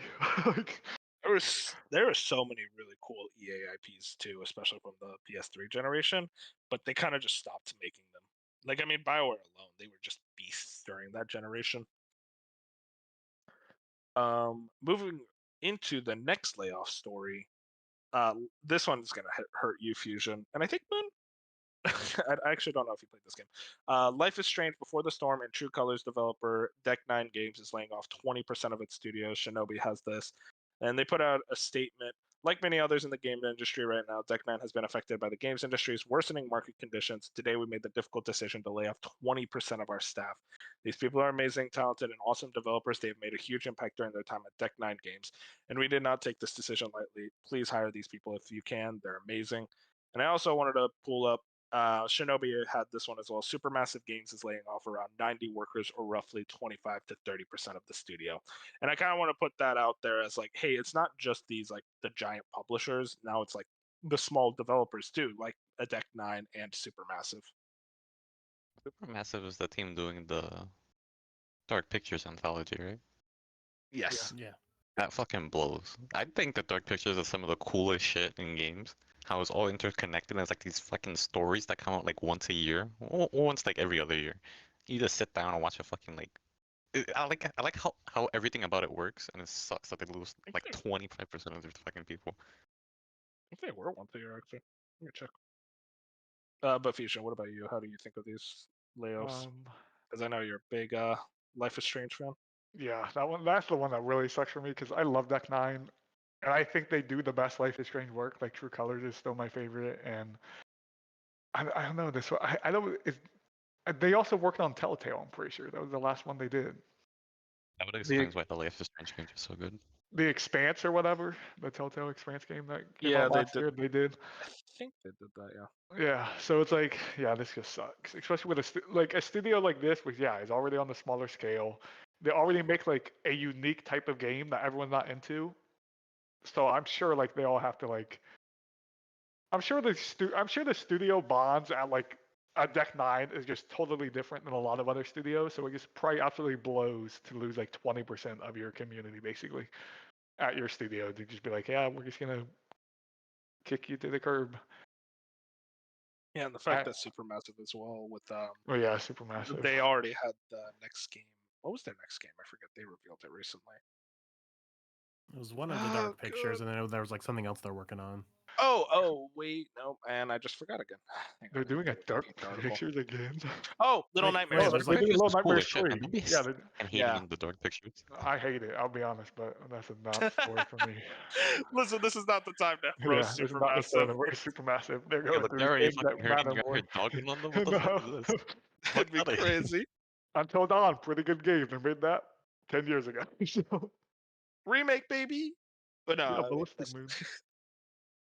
oh yeah, right. I forgot that was a different dev studio doing the remaster. I'm just very curious to see like when does it end? I always have said that it's going to keep getting worse before it gets better. I will say we are moving into the financial year, like Yeah, ending, I was about to where say these this layoffs. it's probably gonna start slowing down now, just because they've already done all their financial bookings for the year, and this is the decision that they made. So it's probably gonna stop. At least like the big ones. Like there's Yeah, I was obviously just saying. probably there'll still be smaller ones here and there, but I think the big ones are probably either behind us or maybe like one more. Yeah, I'd I'd like say to hope Take-Two was that. the last one. Yeah, I'd like to hope that this is like, because these are giant, like these are like 6%, 20%, like 900 employees. Like I'd like to hope that this is the last time in a decent amount of time that we have to hear this amount of like the size of this scale, where it's like, well, I'm sure three months from now we'll hear like some studio laid off 20 people or something, because that's like normal. That happens every year in the video game industry. But Yeah, the I mean stuff that's companies happening lay recently off is people not when a game is done. A lot of layoffs happen. Yeah. I do think like we're hopefully behind the big massive exoduses. I think by the end of this month, I do think Take-Two is going to get their layoffs out, and then from there, I think we're fine. At least when it comes to major publishers, yeah, like Fusion said, we're going to get like the small stuff here and there, and also probably Embracer Group. Which, speaking of Embracer Group, they'll always have something. Actually, they're always doing something. Speaking of Embracer Group, moving on into our next story. This is a weird one. I'll say right now. So this is kind of like a collection of basically studios separating, to say the least. We're gonna start with Embracer. Embracer Group to sell Saber, developer of a new Star Wars game remake, in $500 million deal. This comes from Jason Schreier over at Bloomberg. Swedish gaming company Embracer Group AB will sell one of its largest subsidiaries, Saber Interactive, to a group of private investors in a deal worth up to $500 million, according to a person familiar with the transaction. Saber will become a privately owned company with around 3,500 employees, said the person who asked not to be identified, discussing non-public information. The company plans to continue developing a remake of Star Wars Knights of the Old Republic, the highly anticipated game that was removed from its previous developer, Aspyr, in 2022. The deal will be one of Embracer's largest moves yet in an ongoing cost-cutting initiative that has seen the company lay off employees and shutter studios around the world over the past year. Dark, it's happening. It's not happening. No. Knights of the Old Republic is back, baby. If KOTOR was actually happening, they would not have sold. This is the biggest thing Embracer has right now, but they don't got shit. They got Borderlands stuff. I mean, No, it's not gonna reach the same levels as KOTOR. If this game was real, if this was a good game that was coming out, right, like a good remake, they would not have been selling now. They would have sold afterwards. Now I'm curious, what would sell better, Borderlands 4 or KOTOR remake? I actually think that's more comparable. Is KOTOR good or bad? Is like the remake good or bad? If it's a good game. If it's a good remake, then KOTOR would sell better. What if Borderlands was also good? That's very hit or miss. Okay, I mean, I am curious because like we'll get into apparently Borderlands. KOTOR is not a long game. I don't know what is taking this game so fucking long. Like, I'm convinced when this game comes, it's gonna be so. It's either gonna suck ass or it's gonna be so far away from what made KOTOR. It's not gonna be good. I do think that it is interesting because we're most likely going to, if it is real, we'll probably see it in the next couple of years because it switched developers in 2022. I can't imagine it takes that long to develop. Not gonna say this is AAA development. It's not that long of a game. It is curious to say the least. I mean, Embracer. This is a W for Saber, right? The fact that they're separated from Embracer. For the Saber, it's good for them because you don't want to be connected to Embracer in any way. But for KOTOR itself, this game has been in the trench. This is like this game's been through like every single World War when it comes to being remade for whatever fucking reason. If you look at the lineage of this fucking remake trying to come out, even before like Saber and Aspyr were working on it, it's fucking insane. I am very curious where we can go from here in regards to Embracer because they are. at this point they're in a situation where they kind of just have to sell stuff. They're very much, we do not have capital, we do not have money, we got to make layoffs. Oh, the layoffs aren't enough to just because they were fucked after that Saudi deal went down, like it didn't go through. So it's like, okay, we don't have any money. I guess we got to start selling all these companies that we bought. Which let's get Crystal Dynamics to Xbox, guys. That's what I'm saying. Because I don't like how Embracer owns basically fucking Tomb Raider. That terrifies me. And not only that, I just realized they're selling Gearbox too. They're losing Borderlands. They don't got Yeah, shit. exactly. They literally have nothing except maybe a Golem sequel. Who knows? Wait, they still have they have Tomb Raider. That's it. That's like the only thing that they have. I don't know that there's Yeah. another one in development. God, I pray that Tomb Raider, like Crystal Dynamics, sells as well with the Tomb Did you Raider. play the last one? The last one, I liked it. I have only played the first Tomb Raider reboot actually, but I think the reboot series is pretty good. I don't know what people's views on it as a whole are, but I thoroughly enjoyed it. I really liked. I played the whole. I went through the whole trilogy a couple of years ago. I really liked them. Yeah, I mean, I think they're fucking solid games. Rise of the Tomb Raider has been sitting installed on my PlayStation since 2019. That's the best of the trilogy. I know. I need to play it, but I'm waiting for the right time, you know. Shadow just underperformed both financially and critically, so I think that's what kind of what killed it. I really like Shadow. I think it's the weakest. I think it's the weakest of the trilogy. It's still a good game, but it's the weakest. I like it more than the first one. I like the first Shadow. One. Shadow was done by Eidos Montreal. That wasn't even Crystal Dynamics because they were busy with Avengers. I hope Crystal Dynamics also is free because that is an incredible developer. They do not deserve to be under the embrace. Yeah, look, if these people who are making big games for Embracer can leave, anyone can leave. I do, yeah. I'm curious. The other separation, this one is more interesting to me, honestly. Toys for Bob. This comes from their website. We're going indie. We're thrilled to announce that Toys for Bob is spinning off as an independent game development studio.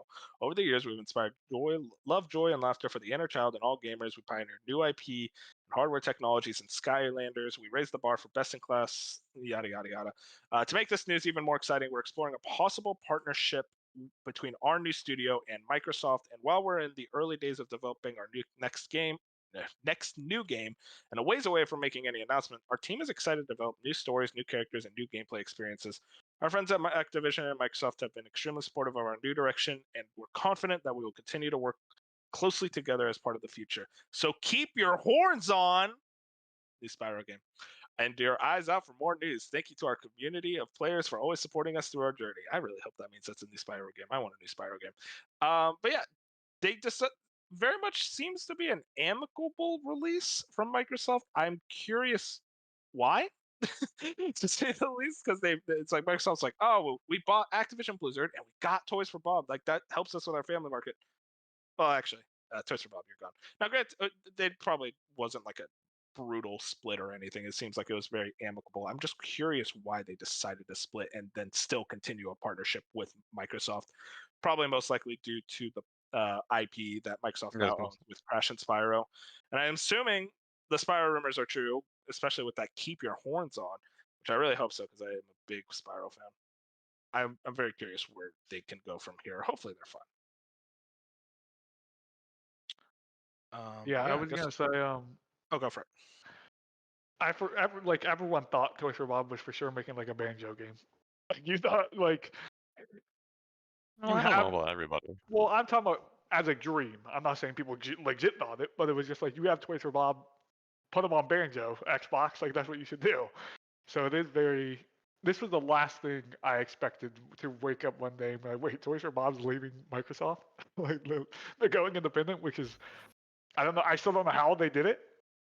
I understand. And now how they're going to do it because they're like a smaller company now. They, as we said on the previous episode, it's like they're going as a all digital only studio. Yeah, remote. So like, I understand like Xbox got rid of their studio stuff and they downsized them. So like, maybe it's not that big of a deal to Xbox, but it's weird. It's very weird for like someone owned by like like no, it's like if a PlayStation studio gets left PlayStation, or any other Xbox studio gets decided, oh, we're gonna get up and leave Xbox. It never happens, so it's just really weird to see. Like I would on the back end, I wonder how that looks. Where you're like the studio head at Toys for Bob, and you like go to Phil Spencer or something. You're like, hey, can we dip? And they're just like, sure. Like, no, I that's guess. even funnier. It's like if we dip, but then they come back the next day and it's like, yo, what about a partnership? Yeah, exactly. Yeah, I know. I'm not I saying see it's bad terms. It's just weird.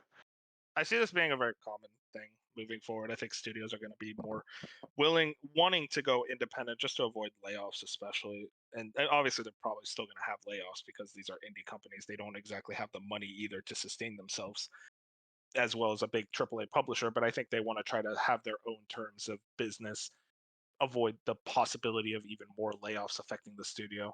Now, granted, Look at this on the bright layoffs side. are probably still going to happen most likely. You will never have to worry about Toys for Bob working on Call of Duty ever again. Yeah, true. For This them, is for the their sake, biggest this is a dub. Yeah. Right. They've escaped hell. Guys, it's a new Spyro game, right? Just tell me it is going to be a new Spyro game. That's all. What I'm thinking is the partnership is they probably have ideas for Spyro, and they said, well, if we're not directly under Microsoft, we can't. So let's get this partnership with Microsoft just so we can make Spyro. But then after we're done with that, we'll make something else. That's kind of how I see it. Like if they don't reach that partnership with Microsoft, there's no way they're making Spyro. I just want them to make Maybe they Spyro. want to make another Skylanders. They gotta use Shut Spyro up. I'm telling you, no, that's enough. 7 Skylander fans would be Skylanders is fucking good. Fuck out of here. I won't hear otherwise. No, it is good. We are Yes, not it going to is. see here. What is this revisionist history? Okay, I'm It's sorry. not we're not revisionist doing- history. Look it up. This is revisionist history. Nobody It's liked not. Skylanders. No, because you were like 10 when you played it. Of course you like That's why I Skylanders. was Every talking 10-year-old. about. I'm I'm not telling gonna you, sit here and listen to you shit on Skylanders as if it wasn't fucking good. I Fuck am out of gonna here. shit on Skylanders because it was never fucking good. Bench keeps trying to say Skylanders was good too. It was just a It shitty was beat 'em fucking good, up. that's why. It was a I love shitty top-down Skylanders. beat 'em up, and we had to gas it up because it was fucking Toys for Life, and little kids fucking ate that shit up like it was breakfast. Nah, this is fucking crazy. Hey, Fuck out of whatever. here. Hopefully they work on Let them like do good. Dude. Let them cook, bro. Crash Bandicoot for the PlayStation. I don't know what they'll do.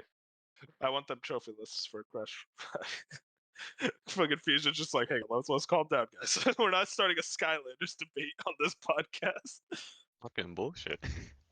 Hey, cool. It's a good thing. Cool. It's a good thing Bench wasn't here. I would have had to 2v1. A very obvious one. Moving on. Gearbox will be sold next month. It's claimed. This comes from Grant Taylor Hill over at Insider Gaming. It was recently reported that Embracer Group is closing in on the final stages of a deal that'll see Gearbox sold out from under the rapidly restructuring companies. It has been claimed that Gearbox is closer than ever to being sold, following suggestions last year that the company was being sized up for a few options. The Embracer Group is going through vast reorganization efforts that's seeing subsidiaries be closed, down, cut left and right. There's not much else other than that. It's just a lot of reiteration. But yeah, very much. Seems like Gearbox is going to be sold as well. Keep in mind. I mean, this makes me wonder what the fuck are they cooking with Borderlands 4? Because now you got that shitty ass movie, and they're like, yo, fuck Embracer, which I mean, props to them for saying fuck Embracer. But like, what is the plan here? What the fuck are they cooking with this game that's gonna be showing off later this month? If this game flops, bro, they're done. Shitty ass movie. It's not even out yet. That's insane. What is this like? It's gonna be fucking dog shit. Towards Kevin Hart as Roland? Oh my god. He was not meant for that fucking role. Are you dissing Kevin Hart now? Is this actually happening? Yeah, he's not fucking meant for that role. What the fuck? Okay, listen, he's not meant for that role, but I don't want dissing towards Kevin Hart. He is. I'm not saying he's a bad actor. I'm saying he's a mediocre actor, but like, come on, let's calm down. The only good actor there is fucking Jack Black. I'm surprised he knows who Kevin Hart is, to be honest. Jack Black is great. Most people know who Kevin Hart is, okay? Wolf is not that dumb. Of course I know Kevin Hart. No, I know Kevin Hart. He knows comedians, right?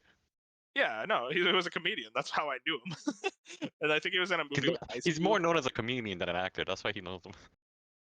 No, I know Kevin Hart and Ice Cube from Ride Along. Remember that one? Oh, very old. Yeah, I don't know. I watched it one time. But yeah, no, I mean, back to Gearbox. I mean, it just seems like this is gonna be a more commonplace, as I said earlier. Like, do we just how many more of these studios like spinning off into their own thing are we going to see? Wait, because We got like 3 of these stories in one day. Doesn't Embracer also own the rights to Lord of the Rings? They Yes, own they the do. licensing They're rights. gonna sell that shit off too. Hopefully, to someone who actually will use it. I don't know why they bought it in the first place. That was Give the it to worst fucking place for it Monolith. to go. Give I it to remember when I Monolith deserves it. Go ahead, Fusion. It was just like Xbox was like involved, Ubisoft. There was like multiple like, okay, this would be cool if Lord of the Rings went there, and somehow Embracer got it. Like there was actual like talented publishers that could have got that Lord of the Rings licensing stuff, and instead it just fell to Embracer. It was like the worst news that could ever happen. As like a huge Lord of the Rings fan, I was like, yeah, let's go there instead of all the other places that it could have had a chance. Monolith proved themselves. They deserve the fucking rights. I will say, I feel like Embracer tried to buy some stuff maybe in the past, and then they were just turned down. It's like, what have you guys done? It's like, why would we sell this to you? God bless the Embrace. Shout outs to them. Moving on. We got some sales numbers I wanted to go over real quick. Noble has this one. Stardew Valley has sold more than 30 million copies as of February 2024. 19 million copies alone on PC. I put this in just because like I was genuinely surprised. Like, man, Stardew Valley sold a lot. Good game sells well. You love to see it. I mean, yeah, but like 30 million?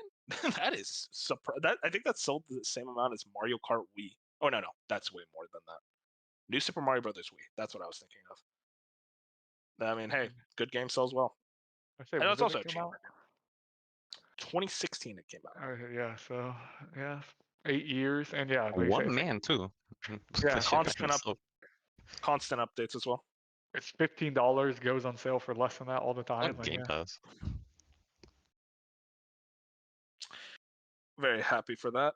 And then also, Okami Games has this one. Helldivers 2 has sold more than 3 million copies, perhaps significantly more. And this comes from a thread with the producer, or not the producer, the director. Nice man, how many sales overall have you guys had? I bet almost 3 million. And he kind of does like an eye emoji pointing up because he's a funny guy. Shout out to the director. The director is awesome. 3 million insane, actually. That is ridiculous. That's like a month. I mean, $40. I think, I don't know. I feel like, do you think publishers and developers are going to start looking at Helldivers' success and go, maybe we should try to explore the $40, $50 price range? Like Skull and Bones, I guarantee, like it still probably wouldn't have sold enough to like make out its investment. It would have sold a lot better if it wasn't $70 fucking dollars. If it was like 40 or 50.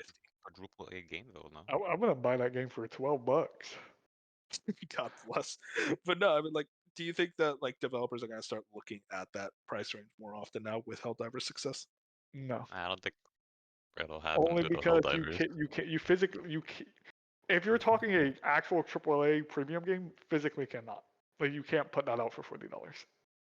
Yeah, I was gonna say it's like none of the big AAA developers will. 70.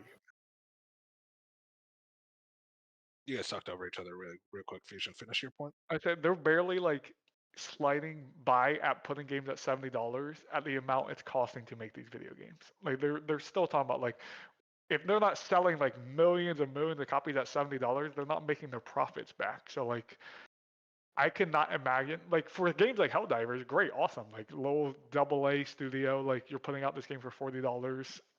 Yeah, that works. But like if you're expecting anyone on the scale of like a true AAA studio to ever think they can go lower than $70, I would not believe it.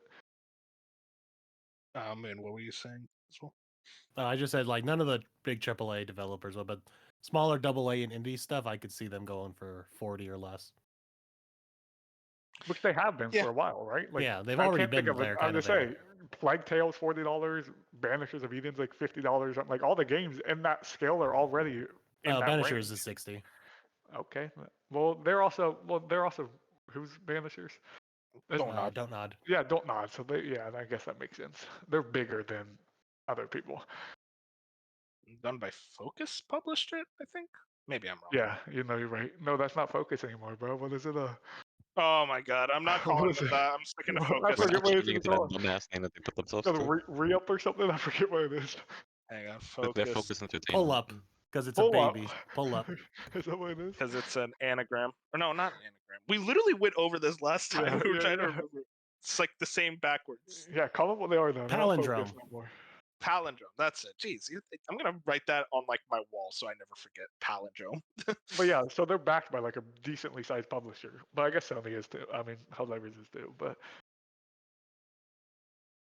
Yeah, yeah, very no, curious. it's funny you brought this up because 3 days ago I was just talking to a buddy about this because he's like, for sure, he's like, why don't like the next Naughty Dog game be $40? They just sell so much more. I'd be like, because they would sink, they would go bankrupt. Like they can't. Yep. You can't make a game With for $300 million and then sell it for $40. with how that game looks, I mean, like I was listening to a podcast about this, and it's like I bet Helldivers 2 is selling extremely well. I don't know how well it needs to sell for Sony to be happy with it, which just shows how ridiculous like their standards are at this point.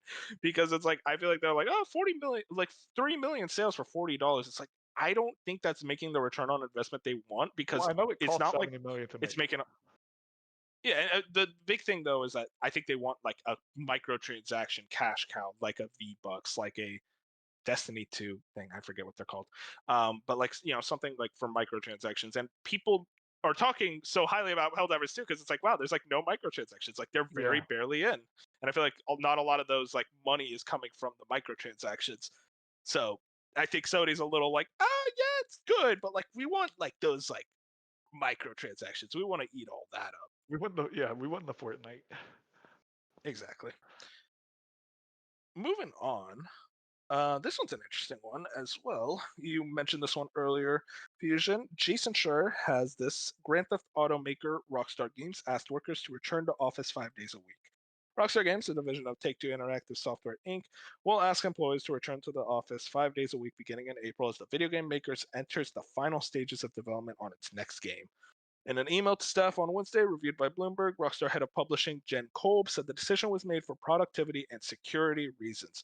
The company has faced several security breaches, including a massive dump of early footage from the new Grand Theft Auto and an early trailer that leaked in December. Kolbe wrote that the company also found tangible benefits from in-person work. Making these changes now puts us in the best position to deliver the next Grand Theft Auto at the level of quality and polish we know it requires, along with a publishing roadmap that matches the scale and ambition of a game.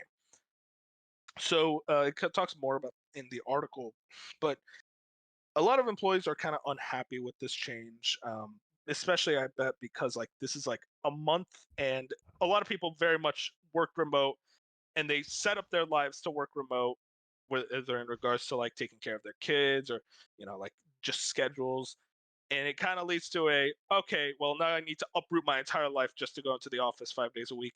But also you kind of see it from the perspective of, well, security breaches have already very heavily breached. We've seen how bad the security leaks are at Rockstar at this point. I think they really want to focus in on that. I don't know how to look at this story, Fusion. I'm kind of curious about your opinion since you brought this up earlier. I'd quit. No, I don't know if I'd quit, but as someone who has worked remote for now like 3 years, I could never imagine being told to go back in the office to the point where like personally, if a company told me, hey, we need you back in the office, I'd say no. Like if what we're doing, I understand security reasons, whatever. But if what we're doing is working from home, we're getting the job done, we're doing what we need to do, you're not bringing me back. And Rockstar is going to find out. It's going to happen because Rockstar, and they'll send their like something at you. They'll send a SWAT team to your door. But they're going to find out a lot of people are going to be heavily against this. And I guarantee we're going to have people leave and multiple things where it's just like, no one's going to be down with this. Well, that's the thing. So there was also very much the theory, not confirmed or any sources backing it up, that this is kind of seen as a soft layoff strategy to basically go, oh, you're quitting? Wow, that's unfortunate. Very much like we're just trying to get rid of you, thin out the herd a bit because like we don't want to actually do outright layoffs. Do you buy that at all? Yeah, because it's not just a game industry thing. That's just a business strategy for a lot of companies, like in general. Yeah, like you make conditions so bad that you force people to leave, so that way you can.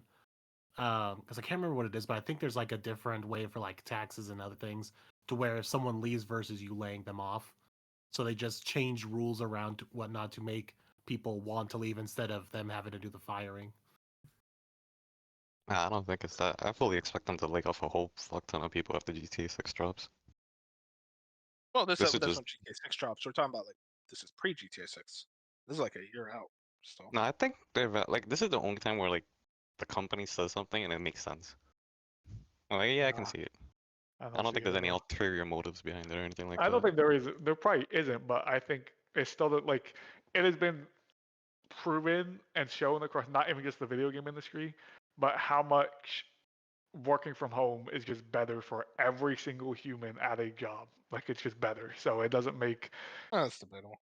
no. I don't think. I think it is emotionally and mentally. You are just you're going to end up better from being able to work from home and, like you said, being able to just do chores and stuff at your house instead of having to get off a long work day and come home and do all this other stuff.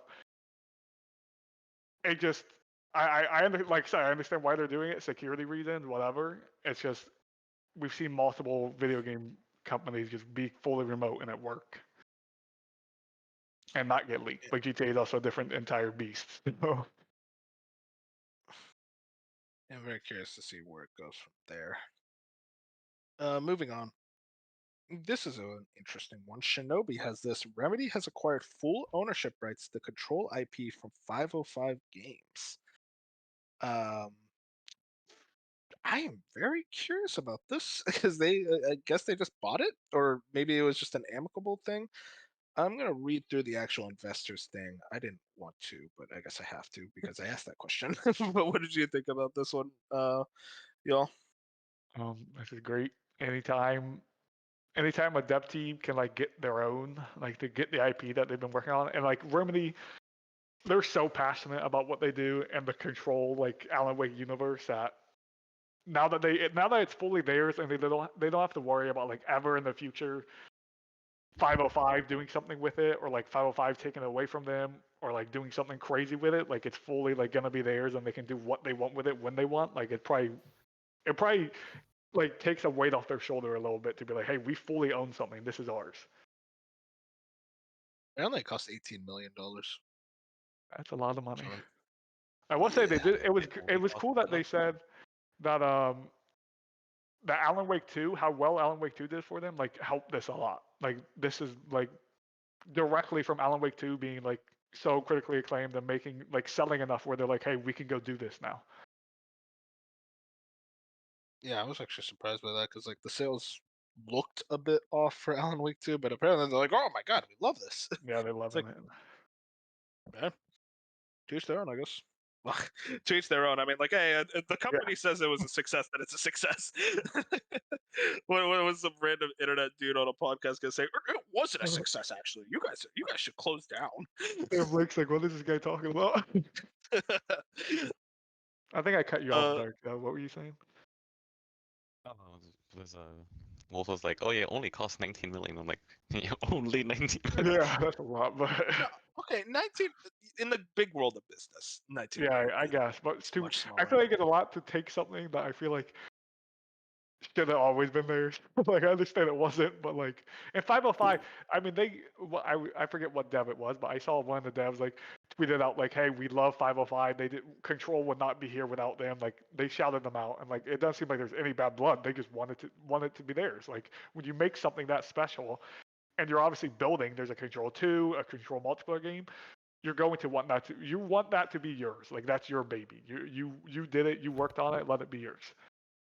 I very much imagine this is a case where they now fully own the IP, and maybe they go back to 505. It's like, hey, can you publish like Control 2? Because they still need publishers. I imagine they might really not. like Epic, but I don't know if they stick with Epic because I the thing with think they Epic, really they like get that's an Epic store game store exclusive. but they didn't seem And to it's have an like, issue with it. I mean, yeah, but I feel like they're also thinking a little bit of like, I'm doing the internet thing. the guy on a podcast saying it wasn't a success, but no, like genuinely, You did it it earlier. would have sold a lot. Alan Wake 2 would have sold a lot better if it was on Steam. I agree, but also we don't know how much money Epic like. I agree, but I wonder what the difference is between like users buying your game on Steam and Epic publishing, but also giving you money to be only on Epic. I wonder how like the difference of it. Like say Epic's like, hey, we'll also give you $10 million to only have your game. That's just a low number. $10 million to only have your game on Epic, but on Steam you could have made $8 million in sales. So you might be getting less players by being on Epic, but in the long run, you might just be getting more revenue. Yeah, you make up a good point. I'm very curious to see what the I want to know what the exactness of that deal was, like the little specifics and whatnot. I don't know why I said exactness instead of specifics. I'm off my game today, guys. I'm 90% sure 505 is the publisher for Control 2. That's already been announced. I think they still are. Has it? Yeah, I'm pretty sure you can check, but I'm 90% sure when they announced Control 2, it was still 505 publishing it. I could be wrong. Yep, co-published by Remedy and 505. I'm so sure. I'm gonna say it's pretty positive. They're still working, so that should be on Steam. Unless they, I don't know how that all works with like, can you switch publishers like whenever, like if you want to? I don't know how that works. We'll see. Moving on. This was an interesting one. Steven Totila has this new. Nintendo is suing the creators of popular Switch emulator Yuzu, saying their tech illegally circumvents Nintendo software encryption and facilitates piracy, seeks damage for alleged violations, and a shutdown of the emulator. Notes 1 million copies of Tears of the Kingdom downloaded prior to game's release, says Yuzu's Patreon support doubled during that time, basically arguing that there is proof that Yuzu's business model helps piracy flourish. So from what I can assume of this lawsuit, Nintendo's trying to say, hey, you guys facilitate piracy. Not really saying like the emulation is piracy, but more so saying that you facilitate piracy. I hope this doesn't go well for Nintendo because this could have really bad ramifications. This Can is I like talk dark. No. This could have really. This could have really bad ramifications in the future in regards to emulation, ownership, all that. So I do hope this doesn't go well for Nintendo. But also, Nintendo has a terrifying legal team. Granted, Yuzu has said they're going to fight this case as well. They're very confident. I'm curious how this works. So I want to talk about this because Ben's just confused by this too. This is the stupidest fucking thing Nintendo has done since the last Pokemon game. So that wasn't Nintendo. That was Pokemon Company. They're barely involved in Pokemon. That's true. We were talking about that. Nonetheless, anyways, emulation isn't illegal, and the user team has such a rock solid case on this. There is no like. Keep in mind, this is not the first time something like this has happened. We have Sega and Sony have gone off the emulators and have lost horribly in court. Nintendo's gonna be no different, because you basically have to be like, you have to go against all the laws to win this. In regards to emulation, that is. Yeah, no one's making an argument against that. I do. That's the thing, though. It's like Nintendo very much could stall if they really wanted to. They could stall by enough legal fees. But they could. I'm just saying. They could. They very well could, but I don't think they're gonna do it. I think this is Nintendo trying to. I think it's a scare tactic. I think you forget how fucking brutal Nintendo is, because they usually. If Nintendo really cared, if they really cared, they would have gone after the people who hosted the ROMs, which you can 100% fight them in the ass. Do. Which they do for the most part. For the Tears of the Kingdom, I don't know if they got that guy, but you can go after there is people you can get 100% without you can get them right now. And they were like, no, we're gonna go after a case we're most likely gonna lose. What the fuck? If they wanted to scare them, they would have just sent a cease and desist. That's my thing. I think this is something they actually want to try to fight. To the point of court, if they're outright filing a lawsuit. I don't think it's gonna go anywhere. Hopefully, if it goes to court, I see you never know. Amazingly. I don't think it's gonna be like a sweep as you think. I think it'll be close because Nintendo has legitimately some of the best. Keep in mind, Yuzu is also so they make everything that you can see everything. It's open source, I'm pretty sure. You can see everything Yuzu does, and they've made sure 100% nothing they've done is illegal. This is such a losing battle Nintendo. I don't know anything about this because I never care about anything Nintendo does. So, but I will say, Graham, it's not like they know everything. But on Kind of Funny Game Daily, Blessing and I think it was Andy, they were for sure. They said Yuzu's done, And Andy always uses Yuzu, and he said like they're done, like pack it up, they lost, like get lost type stuff. I don't know how that works. That's what I'm saying. But like they know way more than me, so if they're saying like this is an issue, I feel like it might be an issue. But like I said, I have no idea what any of this means. Like I don't emulate, I don't do Pretty much, any of it. Nintendo's trying to kill emulation. That's what they're trying to do. Which they've been trying to do for decades now. Yes, they've been trying to. There's another attempt at them trying to kill emulation. If Long as Nintendo wins, this PlayStation is games are clear. scary for emulation for everybody. Which by the way, this is funny that they keep trying to like really go after emulation because Nintendo Switch Online literally uses emulation. So like by its nature, emulation is not illegal. Listen, the best case scenario and the worst case that Nintendo wins. The best case scenario is that it directly only really affects Yuzu, but there's no real ruling in regards to emulation in the future. The best case scenario is nothing's gonna happen. That's what's gonna end up happening. I said, do you ever listen to me? I said the No, best but you case said scenario. Nothing's gonna happen to Yuzu. I said the best case scenario. I said the best case scenario if Nintendo wins. Hopefully they win, just to spite Dark. And now he's quiet. I'm gonna beat this guy up. I hope Nintendo wins. Let me finish. Let you finish. Say your piece and move on. You're saying that. This is gonna be a useless. This is gonna be if this makes it to court. This is gonna be a court case for the ages. People are gonna be sitting there on the sideline with popcorn. Dude, deadass. Like, I honestly thought for the longest time the FTC was some of the worst people in court with how stupid they are. Now you rivaling Nintendo. Now Nintendo's in that mix now. Nintendo is dangerous in court. I don't think you realize. No, I do realize. Some of the best. This is a losing battle too. Well, hopefully they win or lose. I hope they win just to fuck over Dark and Bob. I hate those guys. Criminals. There's always a way. This isn't gonna do shit. If they win, this ain't gonna do shit. I legit. Am I right? Yeah, speaking of Assassin's Creed, exclusive details on Assassin's Creed Infinity's live service hub. This comes from Tom Henderson over at Insider Gaming. Details on Assassin's Creed Infinity first emerged courtesy of Jason Schreier via Bloomberg in an exclusive report published in 2021. Ubisoft has revealed a few tidbits, but what exactly is in mystery. Essentially, Infinity will be the core hub of the franchise from which games including Red, Hex, and Invictus will be launched. Demo footage provided to Insider Gaming under the condition that the footage doesn't go public, shows the user go from the Infinity Hub to Assassin's Creed Ren within just a few seconds, picking up where they left off rather than having to boot up the games individually after falling back to the hub. The main focus of Infinity is a live service offering, which is all told via the modern day story. To start, Infinity will launch on the same day as Red and will continue several features that would expect from a live service. The Exchange will be the item shop. The stupidest name, offering players the opportunity to purchase daily and weekly in-game cosmetics for Red's two protagonists, Nao and Yasuke. In addition to the exchange, Infinity also has a synchronization feature that allows the player to access projects for each protagonist. To explain them in their simplest forms, projects are mini battle passes with a narrative behind them. Mini battle passes with a narrative behind them, offering players the ability to earn cosmetic rewards. Projects will be added through the Infinity, constantly focusing mainly on DLC and new game releases, or even as a means of sustaining player interest during a lack of new content. There's a few more details there, but that's kind of the big stuff.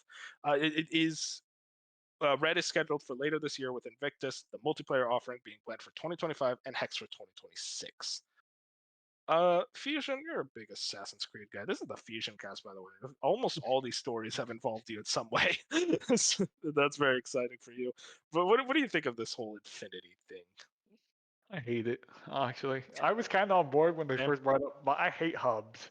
I don't know if anyone has played Call of Duty, like, well, you guys have all played Call of Duty in recent years, but like the way this sounds exactly like the way Call of Duty works. You have the Call of Duty headquarters is what they call it, where you load up Call of Duty, and then you have Warzone, Modern Warfare 3, Modern Warfare 2. Do you know if Modern Warfare 1's on there, Dark? Have you loaded up Call of Duty recently?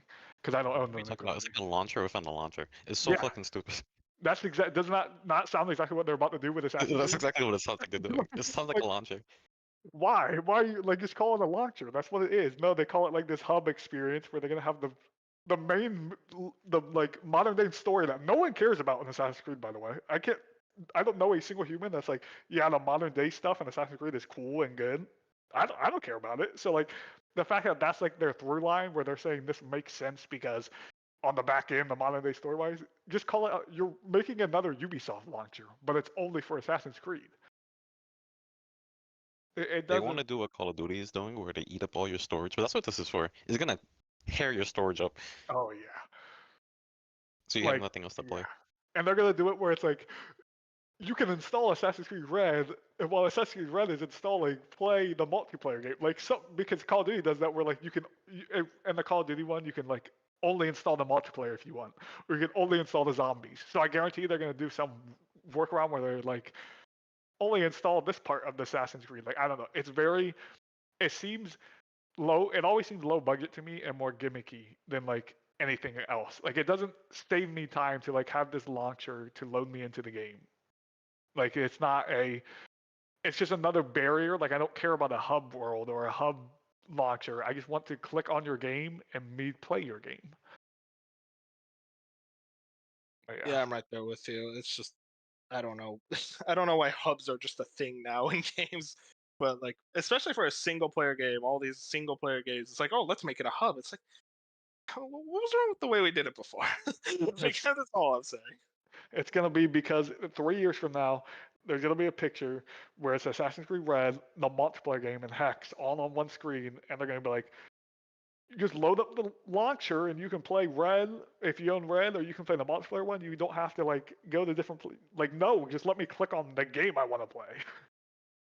You talk to a lot of casual gamers. I mean, do you know if they're interested in a type of thing like this? No, because like so. Nobody likes this.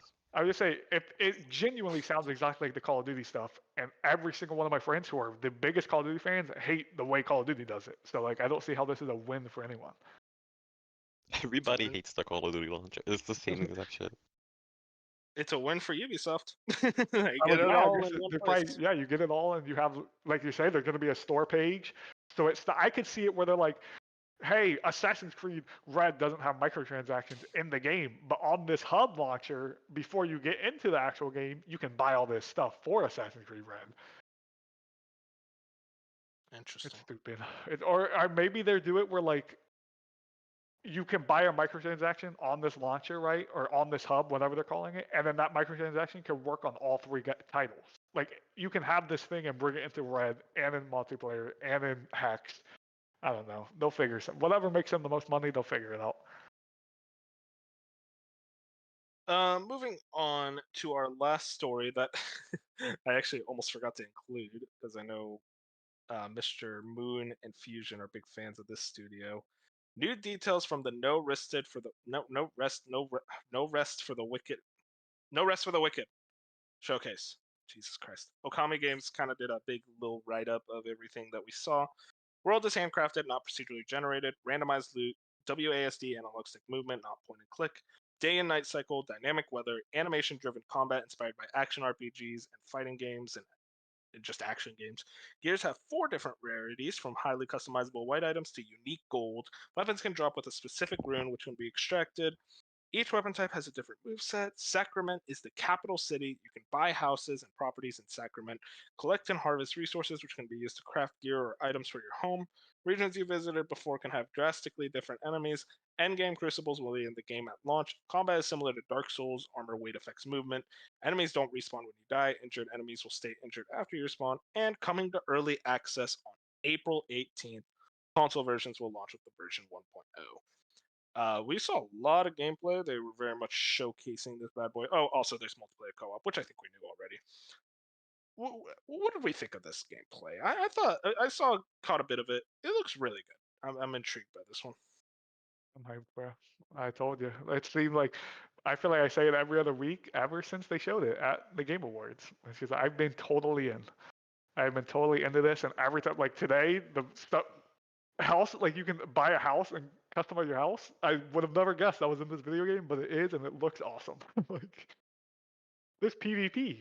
There's like an arena where you can PvP. Dude, that's actually really interesting. And if it's like PvP combat, it's like, have they? Ori did not have PvP. No, Ori did not even have a co-op or anything. Ori is just straight single-player game. You playing this one co-op, or are you gonna go solo? probably solo because that's just I like to play solo. But I wouldn't rule out me doing like a solo run and then maybe doing like a game with friends. You know, something like that. I could see that because it's very like Dark Souls where you can like have your main guy and then like re-roll another character or like make a different build. Like there's a mage. Like maybe I want to run mage. Maybe if I play with friends or you guys, like I run a mage build and then like in my own, I'm running like a melee focused. I don't know. Very curious. I'm excited. I'm so excited that they already have like the roadmap, and I really hope the game hits this year, like full access. It's a stretch, but with April, I could see holiday. But I'm gonna. My heart's saying early 2025, which kind of sucks for my fantasy critic, and just because I don't know if I'll jump into this in early access. I'm usually not an early access guy. I like to experience the game when it's fully out and ready, and like I can fully take it in. But maybe I don't know because it seems like the early access is very early on in the game, and it's only like one part because they showed like the little roadmap they put up on their video today, and it looked like they're adding like the other like biomes and like the other parts of the world later on. So it will be interesting. Very, very interesting. Very excited to see where they can go from here. Man, you're a big Ori guy, if I remember. You into this one? I only played the first game. He's an Ori hater. Wait, does this game do anything for you specifically? I mean, I'll probably try to check it out. Granted, if I have to pay for it, no, because it's Dark Souls-esque thing, so it's probably not mine. Hard. Yeah, so it's like, if it comes to Game Pass, sure, why not? I'll try it out. Yeah, or at least I can try early access. I was very impressed with the voice combat acting. is similar. Like the tidbits of voice acting they've shown off, I was very impressed with. Yeah, is Ori a big story game? It's like environmental storytelling. Yeah, I don't know about big. Like, there's a very emotional driven story in the Ori game, but they don't throw it in your face. Like, this looks like an actual. They want to tell you the world, like the lore of this world and the story in this world. Ori is more like there's a reason you're doing what you're doing in Ori, story wise, but it's never like even the dialogue in the game is like a fake made up language in Ori. Like, there's no like actual speaking with like these creatures you're messing with. So would you say you love the environmental storytelling in Ori? Yes. And you also love the environmental storytelling in Hollow Knight? Yep. I like the environmental story in When Elden Ring. FromSoft does it, then I it's like an it. issue. I just don't think they do it as well. Oh my god. The only way to, I've said this before, the only way to put down FromSoft is to make stuff up. Fusion has to make it up. I think Made it up. I think it is easier for me for a 2D game, like a platformer 2D game to tell their story through the environment than like a Souls game for me. I don't know if it's just because the way they do it, but also Souls is like Ori tells you more of a story than any Souls game ever. Like, no, wait, does not. I promise you. I promise you. Go play Ori. You've never played it. Go play Souls. I have played. No, I played Dark Souls 3, Demon Souls, Elden Ring. Like, what? I know I haven't played all of them. Ori in those games, I find it very hard to believe Ori has more than the Souls. Do you not read the items? Do you not listen to the NPCs when they talk to you? Like, there are actual cutscenes in Souls games, but apparently they're not. Oh my. Okay, I'm not trying to say Ori doesn't have environmental storytelling. I bet it does, and I bet it does it really well. But I'm just like, the quality disparity here. You never have to YouTube after an Ori game. What did I just play?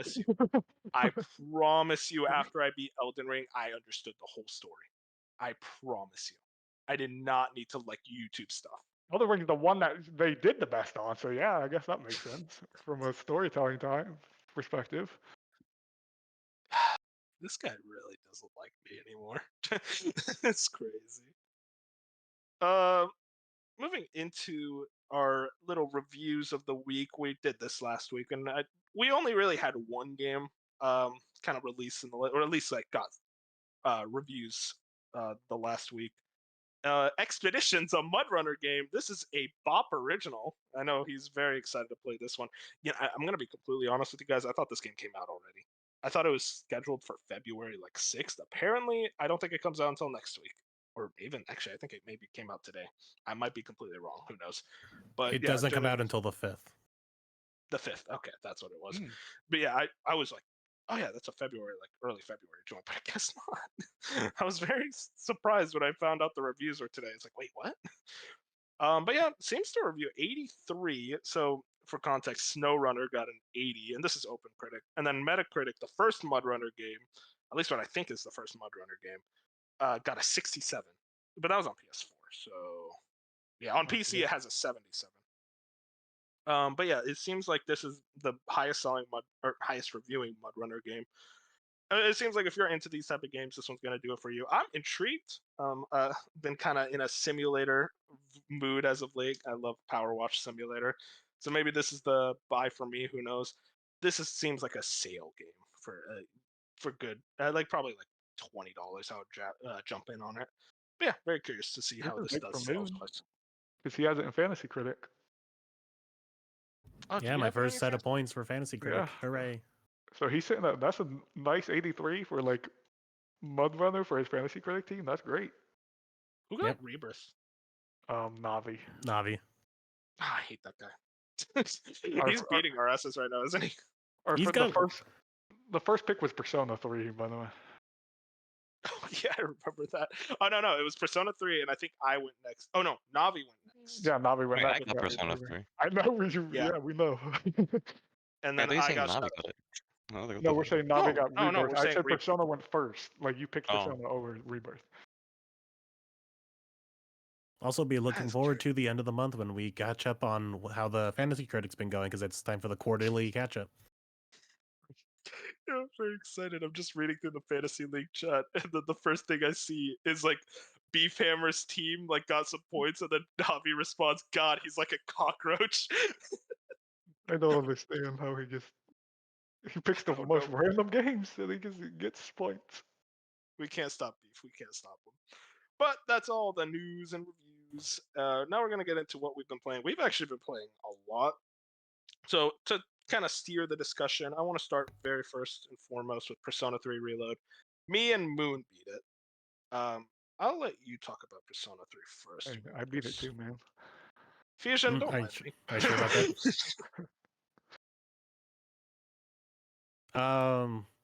So yeah, I finally beat it. The slowest person here finally beat it, so that means it's around the time when normal people start beating games.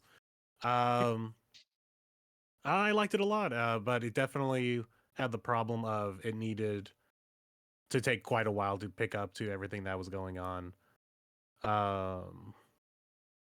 But I still think Persona 5 is just the better all packaged game. And what was the other thing I was gonna say? You think it's better than 4, or do you still like 4 more?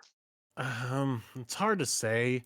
I think the recency bias of it just being an overall cleaner game is kind of affecting that.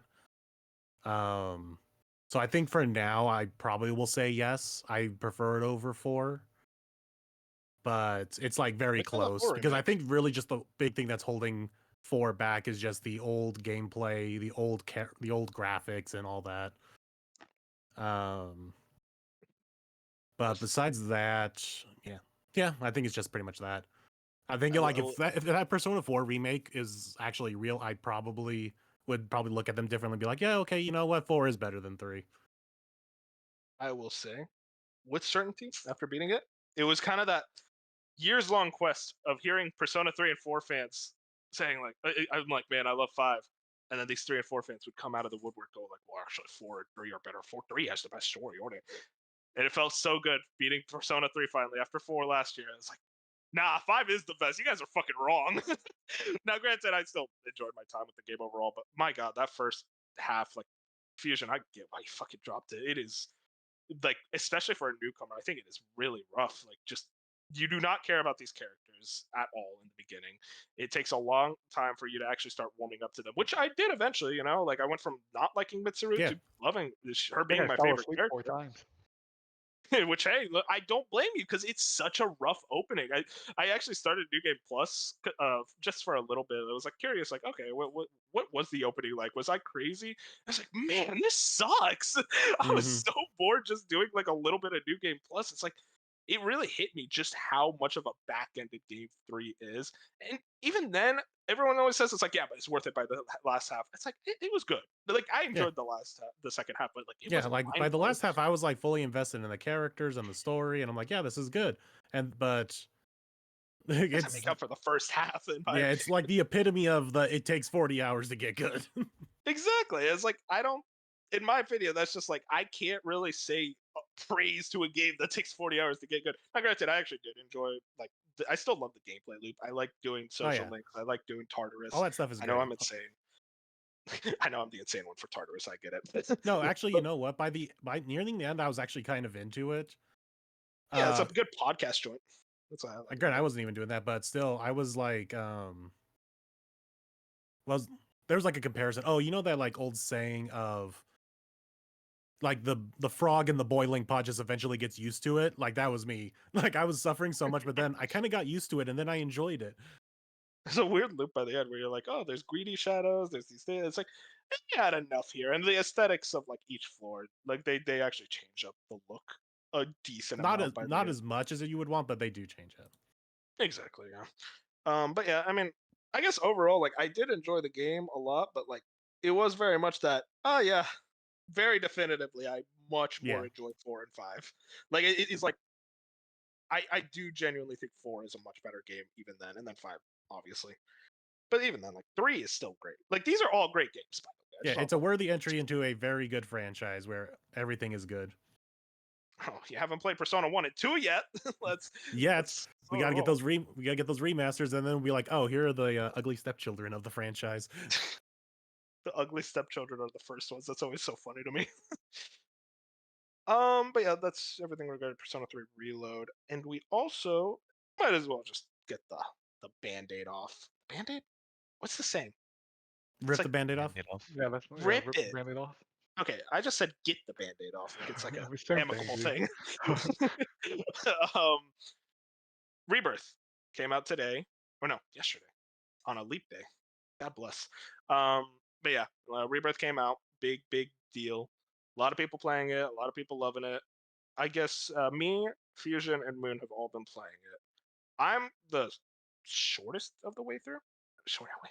Earliest. I played. I think you're further than me, to be honest. But how many hours are you? Like under 5.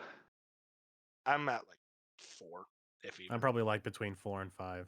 Oh, so maybe we're all in the same spot. I just started chapter 4. I don't remember. I didn't know there was chapters. I was looking at it. Like it makes sense that there's chapters, but I forget what chapter I was on.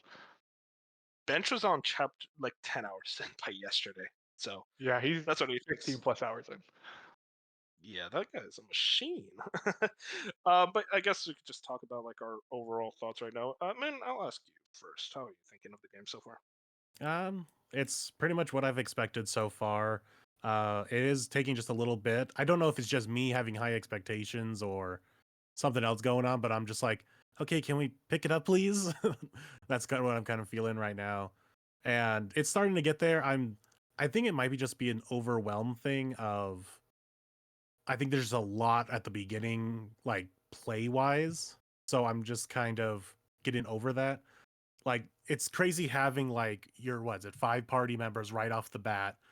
So I'm like trying to, and you can only control 3 at a time. So I'm just like, well, who do I play as? So I'm trying to figure everyone out. And then what was the other thing? I think the open world is both being really done well and kind of reminding me that I don't like open world that much because I just want to go right to like what I need to do next. And if there's a side stuff that I want to do, then cool. But at the same time, I'm like, I don't really want to. So because I've done a couple side quests so far and none of them have really interested me yet. And I'm just like, I'm probably going to be skipping a whole lot of this. Like, it was just nice to affirm that, yeah, I'm probably going to be skipping like probably 99% of all the side content because the open world stuff is like you have to go all the way over to this other random spot to do the stuff, and I'm like, I don't want to do that.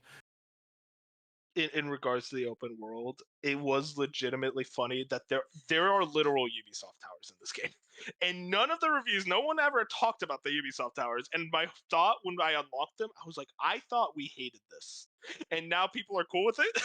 Like I don't know why. That was just funny to me. But no, continue. Yeah, that's about it. Because like I said, I'm not too far. For people who are ahead of me, I just escaped the mines, and that's where I am. I had to stop there. Spoilers, no. Wait, There's actually, mines. Oh my gosh, spoilers. Fusion, how about you? Yeah, kind of like I can understand the overwhelm part, like you were talking about, Moon, because this game has like 20 systems and they throw them all off you like at the start. They're like, here's your everything. Like they're just like I felt like I played about 5 hours and I still hit a tutorial every 20 minutes. Like I'm getting a tutorial for something new, which is like can be overwhelming. The worst. And it's like so that's happening nonstop. So explain this to me. Why can I not do any of my synergy attacks? What am I missing? Hold R1. No, I mean I go to the menu. Oh, your big synergy attacks? Yeah, the big synergy attacks. I don't know. I haven't been able to do them yet either. Wait, they're just sitting there in my menu and it says I can't click on them. There's big ones, but I don't know how to use them either. So I'll be honest. So I was like, I look at the little tutorial. I went back to the tutorial to say, okay, how do I do this? And it says you have to do certain moves with a symbol next to them, and that builds up. And I'm like, okay, well, where are those moves? I want to use those moves so I can build up the meter. And then I've randomly got it. I looked at the menu and like, oh, I could do the one with Cloud and Aerith. You know, the one where she like they spin the blade up in the air. I'm like, cool, I did it, and I've never realized like how did I activate that? Dude, this legit. Like I like real quick. I just wanted to state like I am so playing this game. This is kind of a me thing almost, but also just a frustration I've noticed in a lot of games. It's like, man, I am getting so tired of like the over tutorialization in games. Like this is starting to be my breaking point of dealing with this crap because there's just tutorials every 5 seconds. There's a cutscene every 5 seconds. It's like, guys, I just want to play the game. Like, what is going on here? But that's very much a me thing. Maybe my attention span is gone, guys. Who knows? It's over. But yeah, so like for one, feels awesome to be back with the combat. Like immediately, I'm like, yep, this is the combat system. Like I'm loving it. I'm loving playing as the combat. My one hot take. This was my hot take I was talking about in the Discord is. I'm already like not far into the open world stuff. I've done a few side things. I've unlocked like 2 or 3 towers. My hot take already is like I would have preferred this to not be open world. Like already, I'm like I would have just. I kind of feel that That's too. what I just said. Remake was perfect to me in the way they did it. Where like you had open world bits where like you would go into a town or a sector and then you could spread off and do side quests, and I loved that. I was like, okay, I know for the entirety of Chapter 7, I'm doing side quests. Like that was what I wanted to do in this little sector. Now I'm just feeling overwhelmed in the point of like it just doesn't feel as good right now. And like I said, I'm only 4 or 5 hours in, so I could change 60 hours from now. But in a way where like the way I want to engage and like consume the Final Fantasy VII story is like I want it to be that cinematic, beat to beat on the story where like I'm just going like everything crazy is happening. But like now I'm going to like do a side quest with some random character I'll probably never care about, or go pick flowers for this, or go do that, or unlock a tower. Like that doesn't do anything for me in the Final Fantasy VII world, where like I want to engage with my party and my characters and like the villains I'm gonna meet and do all that stuff. I don't care about the open world stuff in a Final Fantasy VII game. Like that's not why I come for the Final Fantasy VII stuff. And before the game came out, when they were first announced that it was gonna go open world, and all this other stuff, I pushed back a little bit because I was nervous. I'm like, dude, I love the linearity of Remake. Like, I just love it. I love how they do it. This could concern me. And so far, everything else, I'm like I'm loving being back with Cloud and meeting the party and doing everything. And like I said, very early in impression, so this could completely change. But like the open world stuff right now is just like slightly bugging me to the point where I'm like, dude, am I going like I'm not gonna hate this game, but like am I just gonna be less fulfilled because they really had to pivot so far to an open world thing? Like why did we have to go so big is my question. So keep in mind, with original Final Fantasy VII, Midgar was the tutorial. You beat Midgar 3 to 4 hours. The rest of that game is open world. The open world of that game is what's made it blow up to what it is now. Is the open world. I was about to ask Dark. You know this better than me. Final Fantasy games are more so open world than like you would think. I think they are. Yeah, There are a lot more of them are open world. Nearly every single mainline Final Fantasy, for the most part, because there's a few exceptions, but every mainline Final Fantasy is open world. Which is weird because it's like, because 16 and 13 are the exceptions for the mainline series. Yeah, but like those games are very 16 linear. has like that's still like there's zones. That's open Yeah, zones. but those It's zones open are very... zone. Yeah, 13 I has would that smooth rather towards open the end where it zones has than what open Final zones, Fantasy but it's still 7 very currently linear. has. It's like a straight. The open zone is like a big tunnel. Fusion, what were we saying? I would say, if we wanted to go this open world with Rebirth, I would have rather the zones of Final Fantasy 16. So far, like I said, this could completely all change. I do love open world games at certain points. Like, I love Horizon, I love Witcher. If it's done right, it can be really well. It's just from the foundation I'm seeing right now, I'm not feeling like they nailed this compared to what the games I just said in the past did. Here's my thing. I think my thing is like I feel like my open world design has evolved so much over the years, you know, like from Skyrim and then moving into Breath of the Wild and then Elden Ring, and I feel like it's like okay, we've evolved, and this one, it's gonna sound brutal. It feels like a PS3 era open world game, and like I'm a sucker for those. I'm not gonna, but like it very much is like oh, I'm just kind of doing quests, I'm kind of just grabbing this thing. Like I don't care about these quests. This is kind of just podcast time. Which hey, I've been wanting to catch up on my podcast. I'm not that upset about it, but it's like yeah, this isn't really why I played. This isn't why I loved Remake. What I loved about Remake was the characters, the dynamics, the way they talk to each other, and the that's not doing much for me. And it's like it's so big, and it's like, do we need it to be this big? That's the Final Fantasy 7 experience. That's what. No, and I know. Like, when people say, like when people hype up 7, outside of the characters, it's the open world. No, that's the thing. I played OG 7, but like I'd obviously argue I think I like the open world in that game more than this because I'm not joking. I really am. No, because there's not much to do in the open world. 200 hours to platinum. Yeah, Back in the day. I want to mention something real quick before we pivot off this game, just because it's on topic. This game leaked like a week and a half before launch, so the full story was out. We had some images, we had cutscenes. I always take part of the leaks. I knew what was going on with that community. I was never big on Remake. I was more negative on it than everybody else. The stuff that they do in Rebirth solidified for me. I do not like this project. I do not like the choices that they made. It's very much a me thing. I know a lot of people agree with me. For you, maybe it's different because, you know, you guys are more into it than I am. I don't like this so much that I went and modded the ever-living fuck out of Final Fantasies, the OG 7, with 7th Heaven. And what 7th Heaven is, it's a... That's what you were playing earlier. It's a mod compilation. Well, not a mod compilation. It's like a mod launcher, as they say. And there's a bunch of different mods in there. But some of the notable ones is like there's a mod where they fully voice acted the entire game. Every single line voice acted. They completely like made a widescreen, but Square Enix doesn't know how to make things widescreen. They changed the models, they changed the icons, they changed everything. They fully remade the original game that you can play on. You need the Steam version to do it.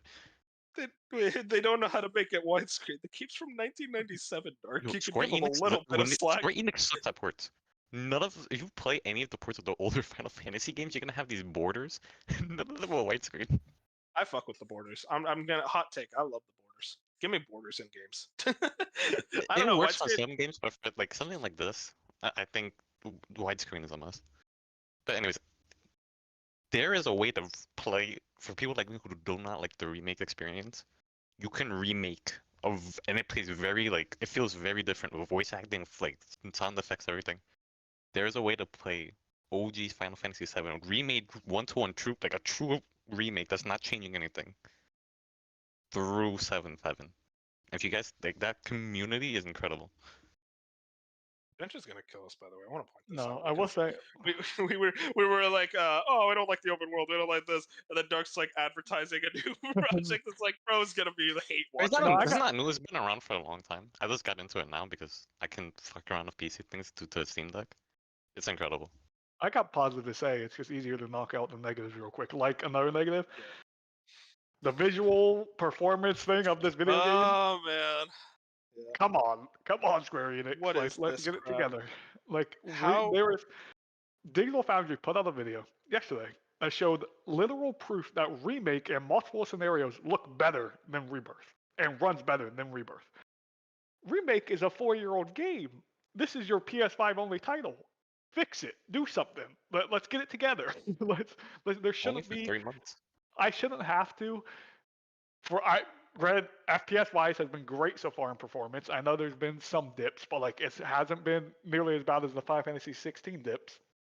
But also on performance, the rest of my game shouldn't look like I'm playing in mud, or like it's not super terrible, but it's blurry. Like there's just something not crisp about your quality compared to like Remake was perfect in performance mode. Yeah, we were talking about this. It is surprising that literally no reviews mentioned these weird issues. And I saw so many people going like, "Oh my god, the game looks. You have to play in performance mode. You've got to do it in performance." It's like I cannot. Like I've become a fusion. I cannot play this game at 30 FPS. It actually hurts my eyes. Like this is like a bad 30 FPS. Or like, Starfield for example. That was a 30 FPS game. I was like, okay, it's not that noticeable. It's like a smooth 30 FPS. This one is so choppy. I cannot quite explain it, but I genuinely like could not.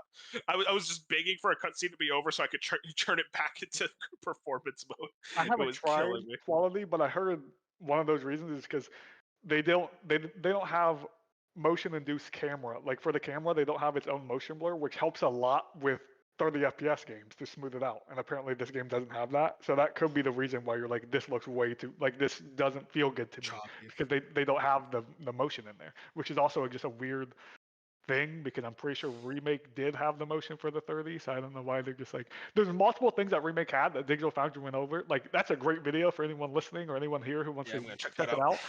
Where they're like, there was multiple things in Remake, like multiple systems, multiple just ways they made that game that they just decided to not do for some reason on this one. They just like went away with it, which is a little weird.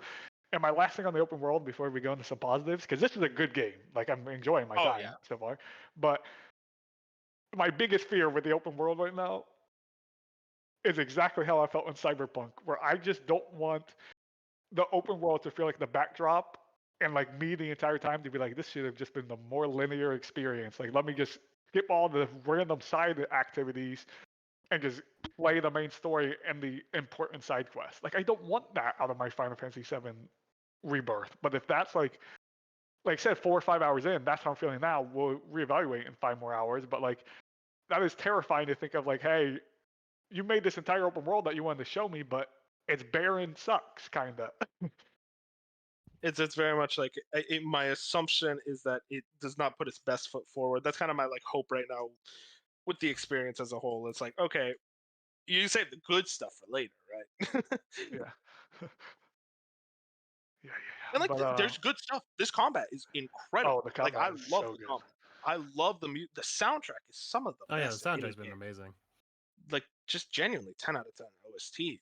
I just think about like my enjoyment of the game, and it's like I can't say I'm not enjoying myself because this is genuinely a great game. I wasn't able to play as much as I wanted to today, but like the parts I did play, like even despite the negatives, I'm like, damn, I still enjoy myself. I enjoy these characters so much. I love Aerith. I love Tifa. I love Barrett, my boy Red 13. Like this is my squad. This is genuinely one of my favorite casts in any game, and just these little issues keep springing up. Like, oh man, this like weird issue like pop-in, which is a weird thing. Like, man, we're dealing with pop-in now, like in 2024. But even then, like, it hasn't. None of this has been deal-breaking for me. I'm gonna keep playing the game. I'm gonna enjoy the game because I do really love this characters. I enjoy the story. I'm just curious where it goes from here. I just think it's very fun. I had this thought like right before I stopped playing to get ready for the podcast. But I said, there's a distinct possibility that I'm going to end this and be like, I think overall I liked Remake more than Rebirth. Same. Yeah, I actually I went through that exact same thought process, and that's what I'm terrified of. Because I'm not, Same. I'm one of those people that I'm like, dude, I always love when the sequel's better. Because obviously, it most times should be. Like, when you're building upon something so good, like, you put your foundation down, okay, now build upon it. But, like, just the open world, why? I understand Final Fantasy VII was open world. But it's even moments where, like, in Remake, since everything was so linear, I felt like the character banter was always nonstop because you're always like Oh my god, doing yes. something. But in the open world right now, I'm like riding chocobos or something, and there's moments of just silence. And I'm like, if this was Remake, they'd be chit-chatting, they'd be going on. Obviously, this game still has that in the open world, but there just feels less of it because there's so much of right now of me just looking at my map saying, oh, there's something to go check mark off, go do it. Then bring the map up again, go do it. Because there's not like a natural progression here to like there's no win like this is Ghost of Tsushima where they're leading you someplace. There's no like Elden Ring where there is no map markers. Like it's a very checklisty open world, Ubisoft-esque. So like you're gonna pull up your map constantly and just like check things off. That's how you're most It people play literally these type checks of it games. off. Like there is a check mark.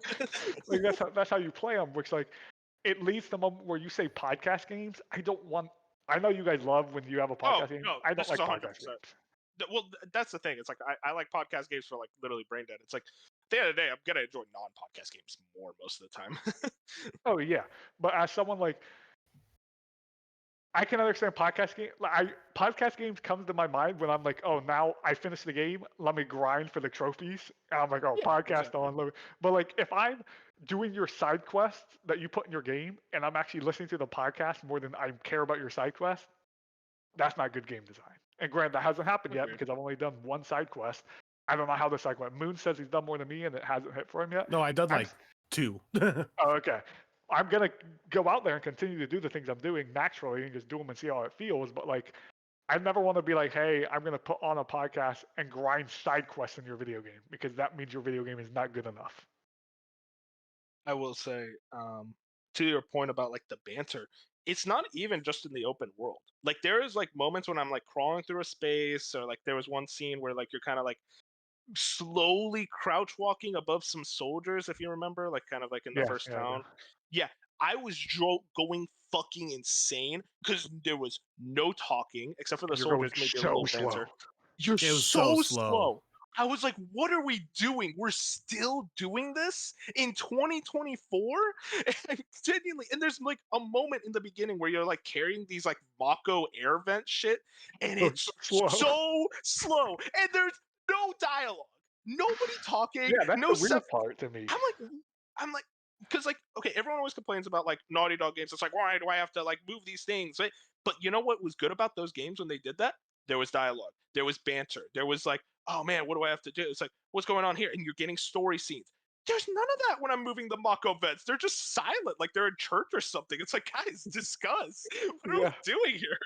And I felt like in Remake they were nonstop talking. Like that was one of my Yes. favorite parts about Remake is they're just chit chatting the entire time, like telling like they're just literally it's nonstop in that game. I feel like it is the perfect example of just 30 straight hours of content. Like you're just always getting it. I'm sure there's moments that I'm forgetting where it's like, yeah, there was a little like silence and there was nothing happening, but for the most part, it genuinely felt so much was just like happening. And right now in this open world, for one, the slowdown when you're walking, oh, it pisses me off because it's happened multiple times where I'm like, dude, I'm sure it's because there's absolutely zero loading screens in this game, which is a plus, but it's also probably leading to moments where like that where like it's like they're loading stuff in behind us, so they're making us walk at the speed of actually nothing. So you can't like you know what I mean? So the game can load in because there is no loading screens. You open like there's nothing. Between the tight spaces. Yeah, it's like when you go through crawl spaces or corridors and they're loading the stuff and they're saying no loading screen, but like the slow That's walk fine is insane. That's fine if they're talking, but they don't talk. Yeah. They're so quiet. And I might be the only one. The cloud jump, like when I'm cloud running through the open world, the jump is weird. Like when I'm jumping off cliffs and stuff. Wait, there's a jump. Oh yeah, I did notice that when I was playing. The I was like, animation is not his great. animation's a little wonky. Oh, you're talking about okay. I thought there was like a jump button. I was Oh like, no, like when you press O to like jump down a cliff or something, like the animation is very like this could have looked a lot better, but that's doesn't matter. Like it's not a big deal. It's just one thing I noticed. oh, do you pronounce it O instead of circle? Yeah, I pronounce it though. I pronounce it Ah, pizza. man. Wait, what do I? No, I think like for some reason O circle and 0. I will say like I will tell someone my phone number. I'm not gonna say it, but I'll tell someone my phone number. There's 2 zeros on my phone number. One of the zeros I'll say O for some reason, and the next I'll say 0. Like it doesn't make sense, but my brain just does it that way. That's off topic. It's just a funny little thing. Yeah. But anyway, back on topic. Real quick on the positives, and then Binks wrote in, so let's get to that after that because he's gonna gush about his positives. But so like I said, combat amazing. Being back with this cast, I genuinely felt joy to see them all again. I'm like, yeah, I love these people. Like this is an awesome cast to be with. But like other than the muddy, blurry stuff, I genuinely think this game would look gorgeous if they didn't have whatever they're doing in the background. Like whatever is happening from making it look as good as it can look. Even with that stuff, this game still looks great. It runs really well so far. Like I haven't seen major dips like I did in Final Fantasy 16, like I said before. I see like I could see where the story's going, kinda. Still very confusing from a little bit that I played. But I'm already like the towns impressive. The 2 towns we've been in so far, I think have been really impressive. Even like the first like farm area you go to where you're getting like you know what, I don't know if it's a spoiler, but I'm not gonna say it, but like Nibelheim, just say Nibelheim. Yeah. Like I think that was all impressive. And like even the production value of like the first especially like the first 2 hours, which is very cutscene heavy and stuff, was very high production value. Like it was very well made. So like there's still amazing stuff in the soundtrack we picked up on. I'm interested in next week when we talk about it, when we're all probably 15, 20 plus hours in, how we really feel about it. Because right now these are early impressions, and this game's 80 hours. Like it's hard to get a grasp on what we're gonna like and what we're not gonna like already. We're just guessing at this point. Yeah, I mean, I think we actually share a lot more of the same opinions on this game than I expected. I'm still positive on it. I'm still enjoying my time, but like there's genuinely like weird things that just hamper my experience. I don't know if are you bothered by the amount of tutorialization in the beginning and the amount of like just stopping what you're doing to like listen to another tutorial, because that's the part that's actually really killing me right now. Bothered probably isn't the word. More overwhelmed. I'm not. Like when you pull up your menu, there's at least 12 tabs. Like every single thing has its own tab, and that like, as someone who's like likes to do everything in a game, like likes to like when I see I need to go do this and check mark this, like my brain says go do that. But like it's because you're giving me so much at once where like I'll get out of a tutorial, like you say, 10 minutes later, it's another tutorial. I'm going to forget half this stuff you're telling me. And then I'm gonna have to Google it or something 10 hours in because you have so many systems. I mean, Remake already had a decent amount of systems. I feel like they made multiple systems in this game where I'm like, did we need it? Or like, is this just extra added padding for these systems you have in this game? Like you're just calling like the synergy attacks are cool, but why do I need an entire tab on synergy attacks and like I don't know. It's just whatever. Synergy could have literally just been put under character equipment. Like I don't know why there's a whole ass other tab. It's like, all right, guys, let's like I am a big UI guy and a big like player design. Like how does it feel to like, you know, the menus, how the game looks and feels in the sense of like going from menu to menu. And this one's just so like, okay, we need to calm down. Like there is so much. That was a couple of things I wanted to say was the menu. So for one thing, it's not quick. It takes like a second to load. Slow. It's so slow to load in because it wants to load in like the models of everyone standing there. Whereas the remake, it was just images, so it loaded insanely fast. The second thing is you can't organize your party in the party menu. That drove me insane. That is insane. It's like I was like, oh, okay, I want to run Tifa, and so I go to party. It's like, no. this menu is just to look at the party. I was just saying, it does feel like there's too many menus for specific things. Like this could all fit under 3 menus. And then I just discovered this: when you swap a character's weapon, they can't use. I don't know if this was in Remake. I don't remember this, but if you swap the weapons, you can't use certain special moves. Yeah, so that's Remake. Was that because I don't remember that because I was like. So, because I got a new weapon, I got a new sword for Cloud, and I'm like, okay, why can't I use what's the move called, like Thrusting Pierce or whatever? And I'm like, why can't I use this move? And I'm like, you have to like get proficient in it or whatever, like upgrade it enough where then you can put it on that weapon. Weird. I don't remember that from Remake. But I'm like discovering this now with like all the other characters. Like I just got a weapon for Red 13, I got one for Tifa, and they're losing special moves. I'm like, God damn it. No, that was the proficiency system from Remake, and I guess it's back in this game. That's something. It's like, I again, it's just frustrating with like a lot of modern menu design. Is that it's so much style over substance. It's like, guys, why do you need to show the 3D models of the characters? Remake looked fine. It was quick. It was fast. Focus on making the menu snappy and intuitive and quick and simple and clean to where anyone could fucking read it. Instead of all this. I don't need the characters standing there. Like, what are they doing? What am I going to go like, oh, dude, I'm so glad I can look at Tifa some more. Like, maybe some people will think that, but not me. I just want to fucking play the game. Like, I just want to organize my party in the party menu. It's so weird. It's just like, again, just reduce the amount of menus. So this is simple. Did you guys have any last thoughts before I get into Bench's thoughts on the game? I think I'm good. I want people to, like, Bench is going to listen to this and think we're extremely negative. We're not. It just sounds that way because anytime you're talking about something like this, especially this early on, you're gonna see negatives in games before the positives. That's just how it works. You're gonna find things immediately that you're like, oh, I don't really like this right now, compared to, oh, I like this right now. It's just hard. That's just how our brains work. Like, I'm sure this game will be maybe not everyone here, but I will guarantee this game's like game of the year for like 3 of us at some point at the end of the year. Like, it'll probably be in my top 5.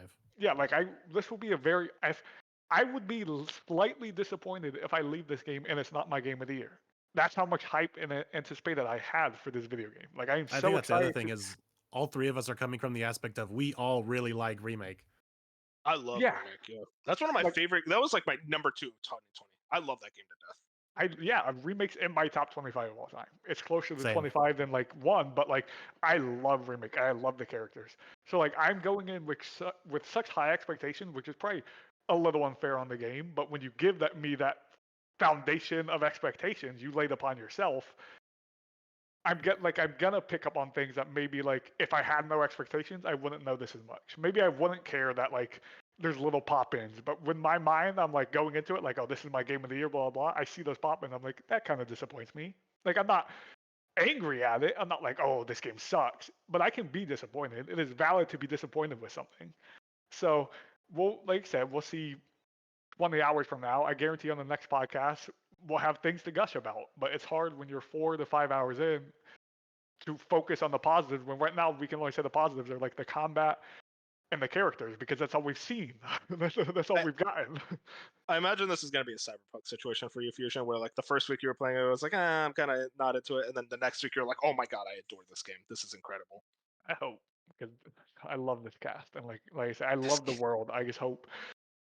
Well, I mean, the core things are still incredible. Like, the hardest part of making a good game is a good combat system, in my opinion, and the combat is there. That's already incredible. So like, hey, at the end of the day, like I could see this. For me, I am very much like, I'm kind of the opposite of you, Fusion. There is a lot of times where I'm like, yeah, I do actually like the original more. But like, I do like good sequels. Some of my favorite games of all times are sequels, and I want the sequel to come out and say, hey, this is a fucking banger. This is easily better than Remake. I want to say that by the end of this game. I don't know if that's guaranteed. Now, granted, I did play 20 hours of OG7.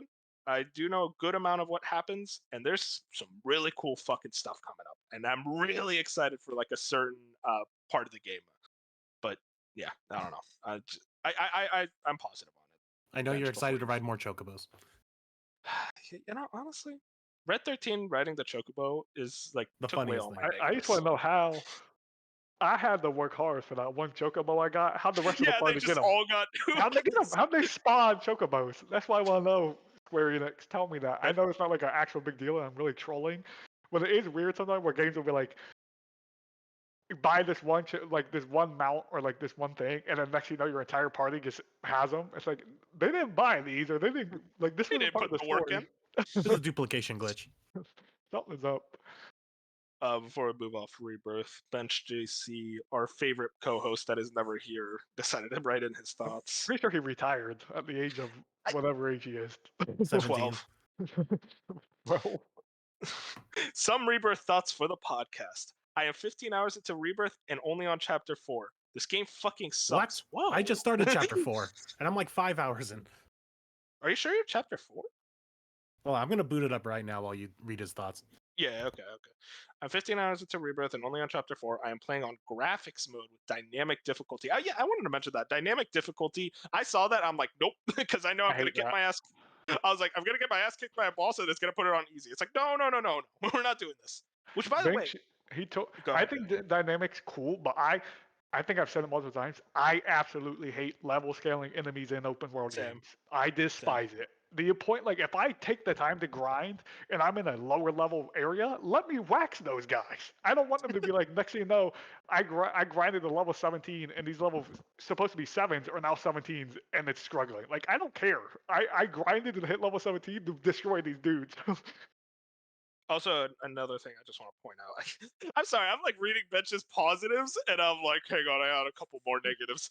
This game does still one of my least favorite things in gaming, as of modern time. I don't know why this is a thing in modern days. I am so sick of having to unlock hard mode. It is not as big of a deal as it was in 16, where like 16, the issue was that that game was too easy. I think this game's difficulty so far has been like, oh, this is great. This is like kind of like the around the difficulty I want it to be, and I hope it stays like in that difficulty level for normal.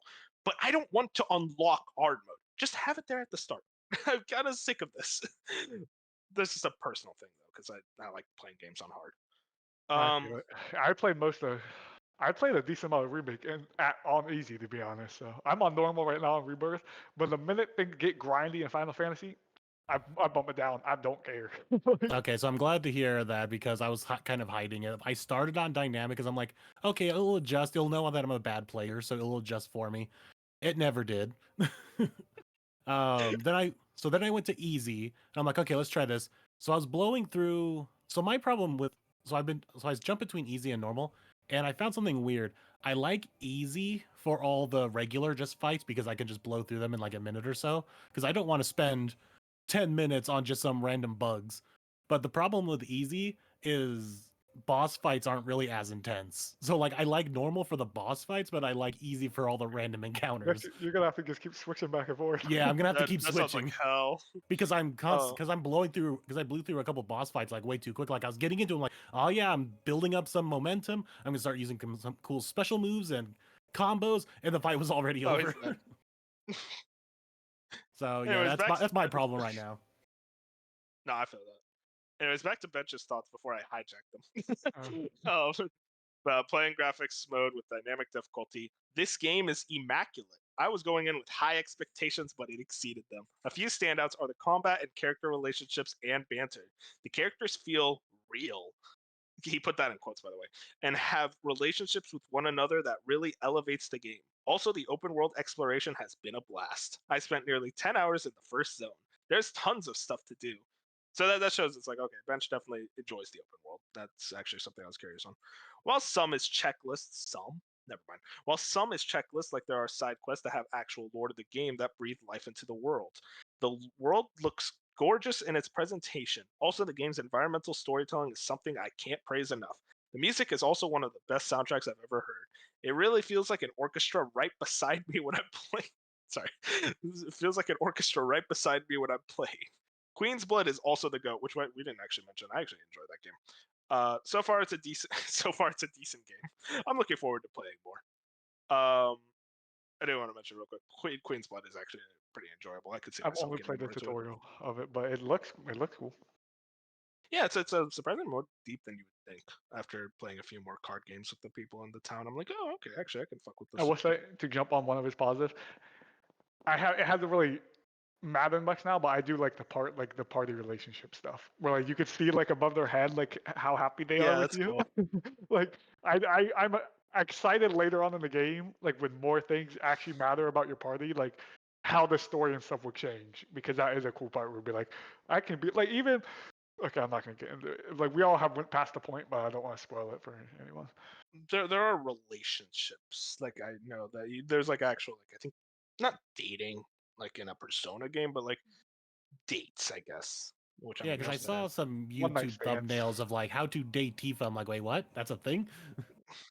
Yeah, I want to date Red. No, not Red Dead. What? I want to date. You need a special moment with somebody, depending on your relationship. Yeah, no, I got to that moment of the game. In OG7. It's pretty funny. Okay, so just So just to reiterate what I went to go do. So I'm about 5 going on 6 hours into the game, and I started chapter 4. Bro, you are breezing through this game. I mean, he did say. To be fair, I haven't. Like, he did say he was probably gonna mainline it or like critical path it. So if he wants to do, they're like, I know multiple reviewers who just critical pathed it and then really loved it that way. I'm just saying though, like Bench and I are on the same chapter, and he's 15 hours, and that's how much time he just wandered around the wasteland. Oh, he 100% of the first area. He told me God. But yeah, that's everything in regards to Rebirth. Hopefully Bench and Bob don't just decide to quit because of this. I mean, we're not paying them anyways, but still, that'd really suffer. They just hate us. No, this Yeah, game. really. I'm telling you, It's awesome. I don't see a world like. I can't say I don't see a world, but I feel like with the reviews and with how we like games, this is gonna finish high at the Soggies. Like, I don't have any doubt in my mind that this game's up there. Unless Dark puts it at -10.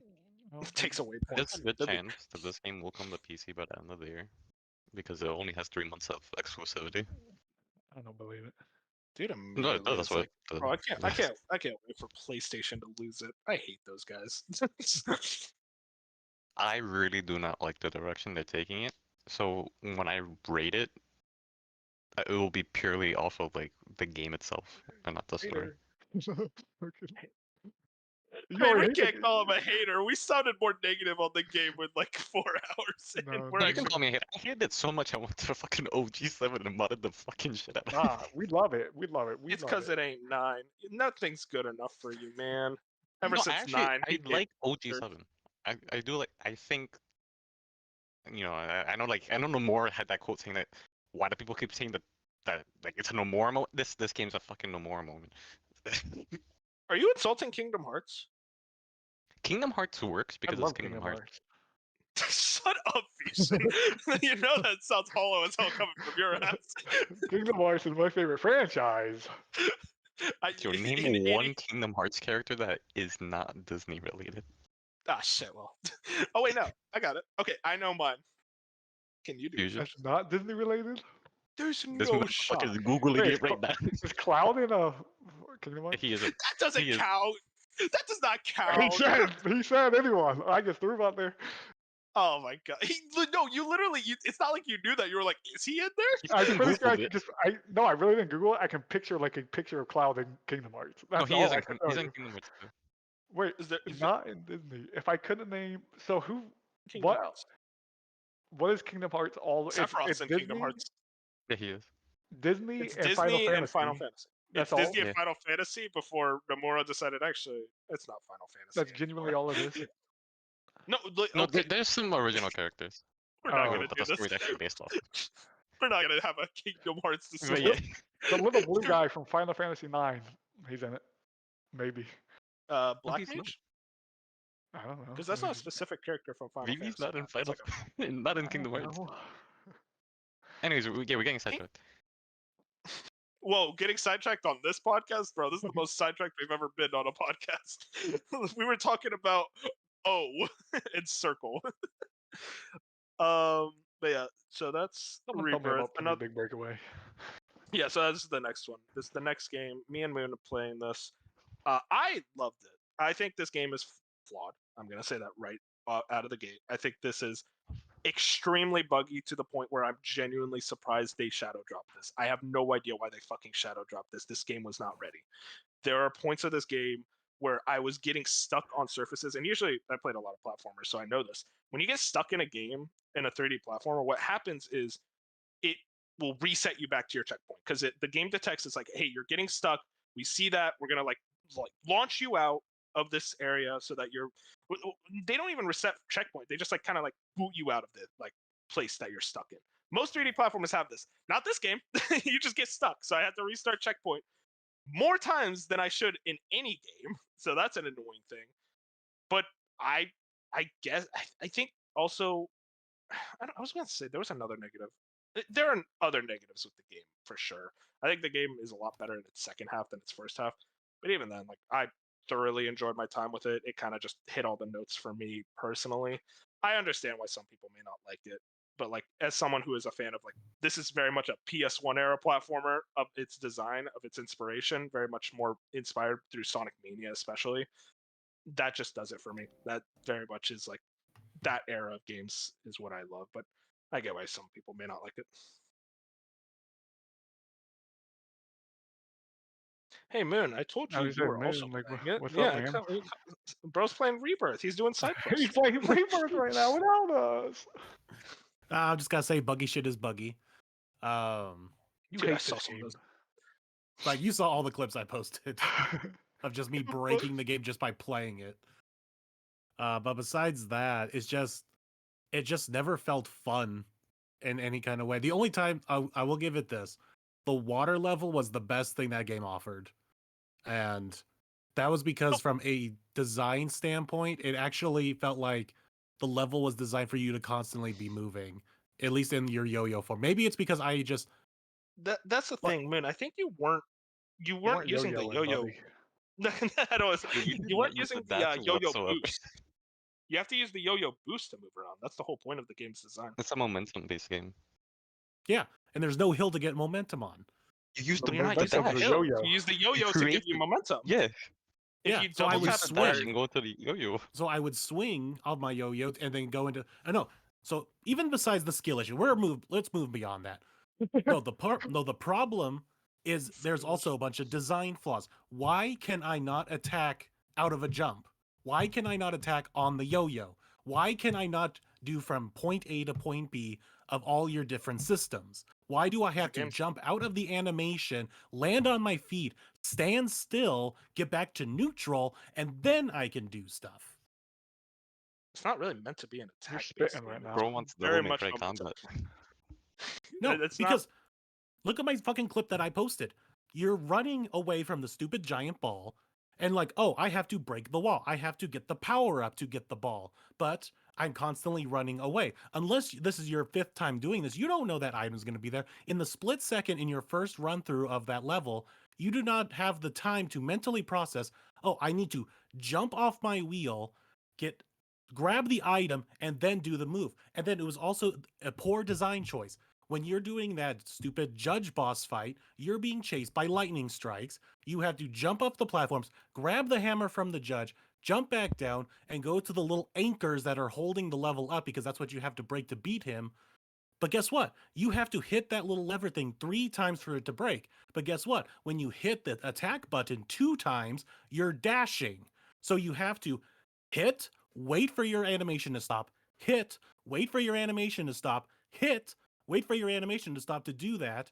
Otherwise, you're going to dash right off the stage. But no, you can't just stand there and wait for those animations to go through because lightning is chasing you. So if you're just going to stand there, you have to wait. You can't stand there because the lightning is going to hit you. So what I had to do was, I had to hit the bell, run in a little circle so I would dodge the lightning, hit the bell again, and then run in a little circle, and then hit the bell again so I would not die by lightning. It is a flawed game in its design of where your buttons are, and there's no remapping. I have no idea what you're talking about. None of those issues were really there for me. Like you say, like, oh, you have to attack and then wait for the animation. It's like, yeah, that's usually the case in every game. Most 3D platformers. No, like, in a game like this where you're like, okay, I got to hit this thing 3 times, you're going to mash that button. You're going to go smash, mash, mash, mash. Like, no, yeah, if you it's do that, punishing you're you for dashing.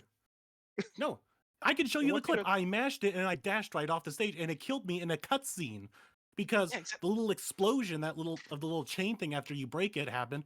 But I got flown right off the stage, and I died in the cutscene, and that happened 3 times. Dying in the cutscene's crazy. Most games have that. Really? You What? gotta, yeah, remember in Rebirth where if you got into that one cutscene, Sephiroth kills you? I must not have been there. Yeah, you come on. It was at the first hour of the game. What happened? Were you asleep? But I can't tell you how many and why, if I'm rolling on the yo-yo and I finally have speed, I'm like, cool, but I have to jump over this object. I jump, and I don't go right back into rolling. No, I'm back on my stupid feet. So if I'm running on water or the quicksand, I'm dying. Why is everything so disconnected? You press the roll button. You get back on the yo-yo if you press the roll button. But why? Every other game that I have done this, I just go right back into it. I don't have to hit another button. This game You're wasn't pressing the built robot. off of the yo-yo. The yo-yo is momentum based, where all of the attacks, well, not attacks, but all the moves interlock with one another. Like they flow into one another easily. So you're not Okay. really meant to like have one set thing. You're supposed to be like You're not. going into You're one into meant the to. other. You're meant to press all these buttons and like figure out the combinations. It's not just, oh, I do this and I could just roll throughout the level. Basically, This is a very it's this is Sonic it is a design in 3D. a non-Sonic game, and if you're not used to that, you're gonna struggle with this. It's a platforming game made for platforming fans. It is not. This is not going to convince you if you're not a fan of platformers. This is not going to do But anything. why can't I grab the item while I'm rolling on the yo-yo? You can. What do you? Wait, No. what item are you talking about? No, if you are rolling on your yo-yo like down a ramp, you hit square, you're not gonna, if your little yo-yo, go out and attack and grab the item that you need. You have to jump out of the rolling yo-yo animation. Wait, what item are you talking about? Like if you have to grab a power-up, like the burger or the cake or whatever. Oh yeah, because you just grab it real quick. Like it's not. Yeah, you have to, but you have to be out of your rolling yo-yo form. You have to jump out of that. If I'm still rolling, I'm not going to be able to send it out to get the item. Why can't I do everything in one swift motion? I'm not sure. I can see. What else? I haven't played it, but I can kind of see his point of if this game is so momentum based and you want everything to be like a smooth speed momentum, why are you do like why does he have to stop and lose his momentum to grab said item? If you dash, you get even more You're momentum. not. You can't. You can't grab the item and dash at the same time, though. You grab the item and then you dash immediately after. Yeah, but here's the thing, though. Okay, let's say you're going into that wall. You need your little hammer attack to be able to break the wall. You're not dashing through that wall. You have to do the hammer attack first. So everything is just requiring you to stop. I don't think everything. Maybe just like a scheme. In diffusion? Get out of here. You talked for 30 minutes about Rebirth. Bro's trying to get involved with Kingdom Hearts lore now. I knew the Kingdom Hearts lore. Cloud in the game. Cloud is in the game. Dark, you also played it, right? I played a couple levels. I got sidetracked with a bunch of other games I started trying out. I will get to it eventually, but from the 2 levels I played, it was incredible. Hell yeah. What's it called? So, Dark, what else have you been playing? If you really just want to go Right, so this is a game that I hear nobody. I think there's only like one review up on YouTube too for this game. It's called Thunder Ray, and this game is basically the revival of the Punch Out series. This is Punch Out brought back to life. It's very short. For most people, you can beat this within 3 hours if you never played Punch Out before. I beat it in 45 minutes. It's just Punch Out at its finest, with lots of cool gimmicks and really good boss fights. I don't really know what else to say about that. It's really cheap too. So yeah, there was that. Then I played Shadow of Mordor. Well, real quick on the Punch Out thing. So, what are the characters like? Because that's always one of my favorite things. Is They're really well. There's a good variety of characters, and they're all different. They all have their own gimmicks. The final boss is a pain in the ass, but that's how. Because I love Punch Out because of like the character designs, the animations, kind of like. Yeah, if that's what you like Punch Out, you're really gonna like this. I feel like if out of everyone here, you're gonna get the most enjoyment out of this game. Of course, I'm gonna get the most enjoyment out of this game. Come on, you know me. I love Punch And Out. he will bait you to it then. So. Yeah, hopefully. I mean, I'll check it out for sure. It's only on Steam or is it PlayStation? It's on everything. Oh, okay. That's okay. Yeah, it's been out for like almost a year. Like nobody talks about it. Check out. I want to preface, I know next to nothing about Lord of the Rings. And this was my entry point into it, really, with Shadow of Mordor. This game's incredible. It's the free flow action system from the Arkham games, but with swords. The story's incredible. The Nemesis system that everybody talks about, yeah, that shit holds up. That shit's fucking incredible. You being able to, like, the sense of strategy that you get from the Nemesis system, it's so rewarding for how simple it is. And it makes me really excited for Wonder Woman. Because if that has the system, I can only see this game being incredible. Yeah, Monolith is a really interesting developer. It's been a while since they put out a game since like Shadow of War. And this is not Nintendo Monolith, in case anyone got confused. But no, they're very. I'm very interested in that one. I think if they can nail the Nemesis system, The first game is a full-blown Shadow Mord. It's a full-blown revenge plot. It's really solid. You don't need to know anything about Lord of the Rings. I didn't, and you'll be perfectly fine. If I had any complaint, it will be the final boss is like a quick time event cutscene. I don't know why they did that, but outside of that, the game's incredible. Then Sly Cooper Thieves in Time had the final boss be a quick time event cutscene. Why is that a thing now? Or why was that a thing? Weird. It was a thing in the 2010s. They were hyping up this final boss for like so long, and then it's just a cutscene with like 2 quick time events. I'm like, what the fuck? It's like, where were the developers like? We can't make it. Let's just do this. Like, I don't know why that was so common back then. So this next game, this was on my list for fucking forever, which is Star Wars Republic Commando. I've always heard about this game and how great it was. I'm not sure how many of you guys are into Star Wars. This is a really older title. So this is basically the Bad Batch before the Bad Batch was a thing. It plays like Halo. It's like Star Wars Halo, but you have this team with you, and you can control a team, and you can set them out to do different tasks and various shit. It is basically Star Wars Halo, and it works really well. The story is really good. It even has multiplayer. The problem is this came out a couple of months after Halo 2, meaning it did not stand a chance whatsoever. But for the single player story itself, it's incredible. That said, on PC, it's only mouse and keyboard, and I don't play mouse and keyboard games, and I'm struggling a lot because of this. But that's a me thing. The game itself holds up really well. I mentioned Final Fantasy VII and the 7th Heaven that I was playing through, which is amazing. But also for Final Fantasy IX, there's a very big mod called the Magori mod. And what that does is fixes all the issues with the port that Square Enix did, so the game's now full screen. All of the backgrounds were completely remade in HD. New soundtrack, etc. It's a very big mod that's fully finished. This one doesn't have voice acting, it doesn't really need it. And it's been an incredible experience. And yeah, that's pretty much everything. I will say, this is a random thought when you were bringing up like Square Enix messing up the port. I remember when I think it was PlayStation Experience 2014. This was before FF7 Remake was revealed, and they were like, guys, Final Fantasy VII is a game that means a lot to us all, and they were like hyping us like, oh my god, they're remaking it, and it was just a re-release. It was just the port announcement. It's like, that's fucked up. You do not like hype it up just for it to be a port. So with the older generation of Final Fantasy ports, what it comes down to is the game itself and like 3 features, which is max attack, like super speed, and like whatever, because each Final Fantasy game has a different ability. So 7 has the limit break, 9 has the trance system. You get a max version of that, and that's about it. It is super lazy. It's insane. But the PC community fixes it. This is like one of the best PC communities I've seen in a really long time too. Shout out to the PC community. I can't believe I said that. What the fuck happened to they me, got man? you. They got you, buddy. I just said that like unconsciously. Yeah, on stream, bro. Dude, 30 FPS isn't enough for him anymore. Now he's shouting out the PC community. He's turning. Oh no, I'll never turn. Fusion, what have you been playing, Fusion? PC games. Oh, okay. I've been playing. I guess I played Wolfenstein Old Blood first. That game is sick. I know. Like, yes.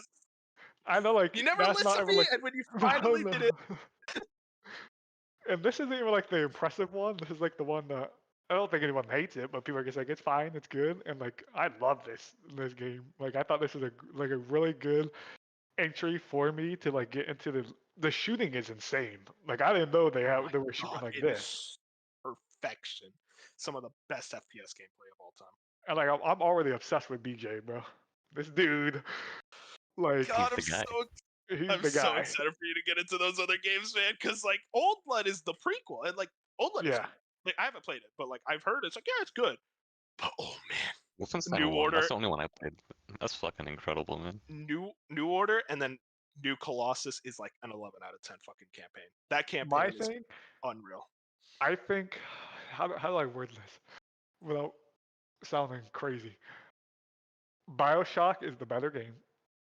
Oh yeah, of course. Yes, but I'm more excited to play the rest of the Wolfenstein games before I want to play Bioshock 2. Like, I don't know what's happening, but for some reason, this game has clicked way more. And I love the first Bioshock that I played a month ago, but for some reason, I think it genuinely is coming down to the combat right now. Where like Bioshock's combat was fine, like I didn't super love it, but I'm like addicted to the shooting combat already in Wolfenstein. I'm like, I want to just shoot. I want to shoot things. Just like go around and shoot things. Yeah, no. For context, this the reboot of the Wolfenstein games, like New Order, was 2014, and around that era, FPS games were like big, but every one of them was basically a COD clone. So they basically all played the same, and it's just like, it kind of feels like COD. Wolfenstein and eventually Doom, which was like 2 years after New Order, they came in and said, hey, no, FPS games can feel differently. And then Titanfall 2, especially like that same year, granted Titanfall 1 was 2013, but you know what I mean. This was like, hey, the FPS genre can be reinvented. They don't have to just be Call of Duty clones. And it showed with Doom 2016. It showed with Wolfenstein The New Order. Is that you can genuinely take something as basic as shooting a gun in first person and make it feel differently than any other game. And that's why I love the Wolfenstein games. They are pure combat adrenaline, and they also just tell really fucking interesting and badass stories. I was pretty surprised. I don't know if the other games are like this. This game has a lot of stealth.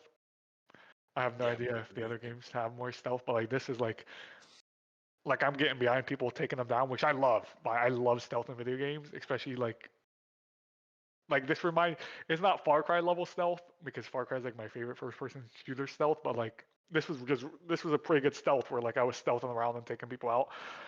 But yeah, this was just a great time. Like it's definitely like I'm at a weird spot right now where I started the first Bioshock, I started like the first Wolfenstein, so now I have to like decide, am I just gonna go back and forth between the franchises, or if I'm just gonna knock one out and then get to the other? Because it's like I also want to play the Metro games really bad. And that's how many first-person shooters can I play at once? Type stuff. I mean, listen, as a connoisseur of this genre, there's a lot more first-person shooters than you would even think. So, like, I'll Doom figure that out. Doom just left out to dry. That's no, crazy. it's there. Doom's a lot easier because there are only 2 Doom games. So like, Bioshock games, 2, Bioshock 2 feels like a fun-sized expansion of Bioshock 1. I think that's my only issue right now is because I watched Then Infinite's a big jump. Yeah, I think my only issue right now with Bioshock 2 is I don't know how to explain it, but like, I really did enjoy Bioshock, but I don't feel like for some reason I know Bioshock 2 uses a lot of the same map and assets as the first Bioshock. Yeah, it's a fun-sized expansion. Yeah, exactly. So like I don't know if I'm really in the mood again right now to just jump back into basically Bioshock 1.0, like Bioshock 2.0, like right now in my head. The way that you're going through it is kind of like how when people ask about Kingdom Hearts, I say you play Kingdom Hearts 1 just to make it to 2. So for you, you would play Bioshock 2 just to make it to Infinite.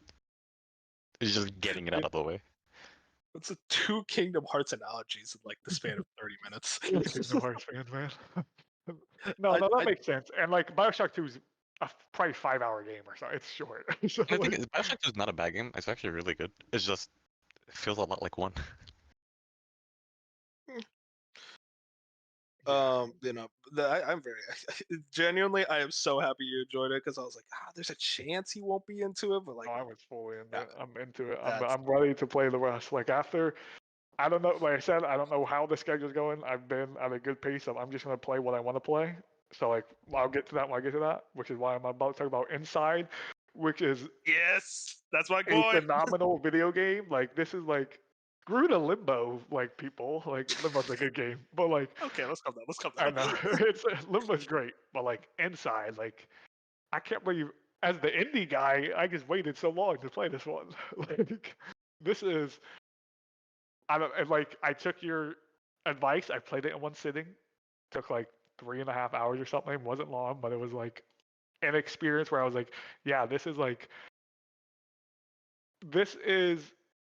whatever the studio does next, I'm there for type of game. Where Limbo was like, okay, I liked Limbo. It was fine, but like Inside's that thing where it's like, you put out Inside, I'm there for your next project.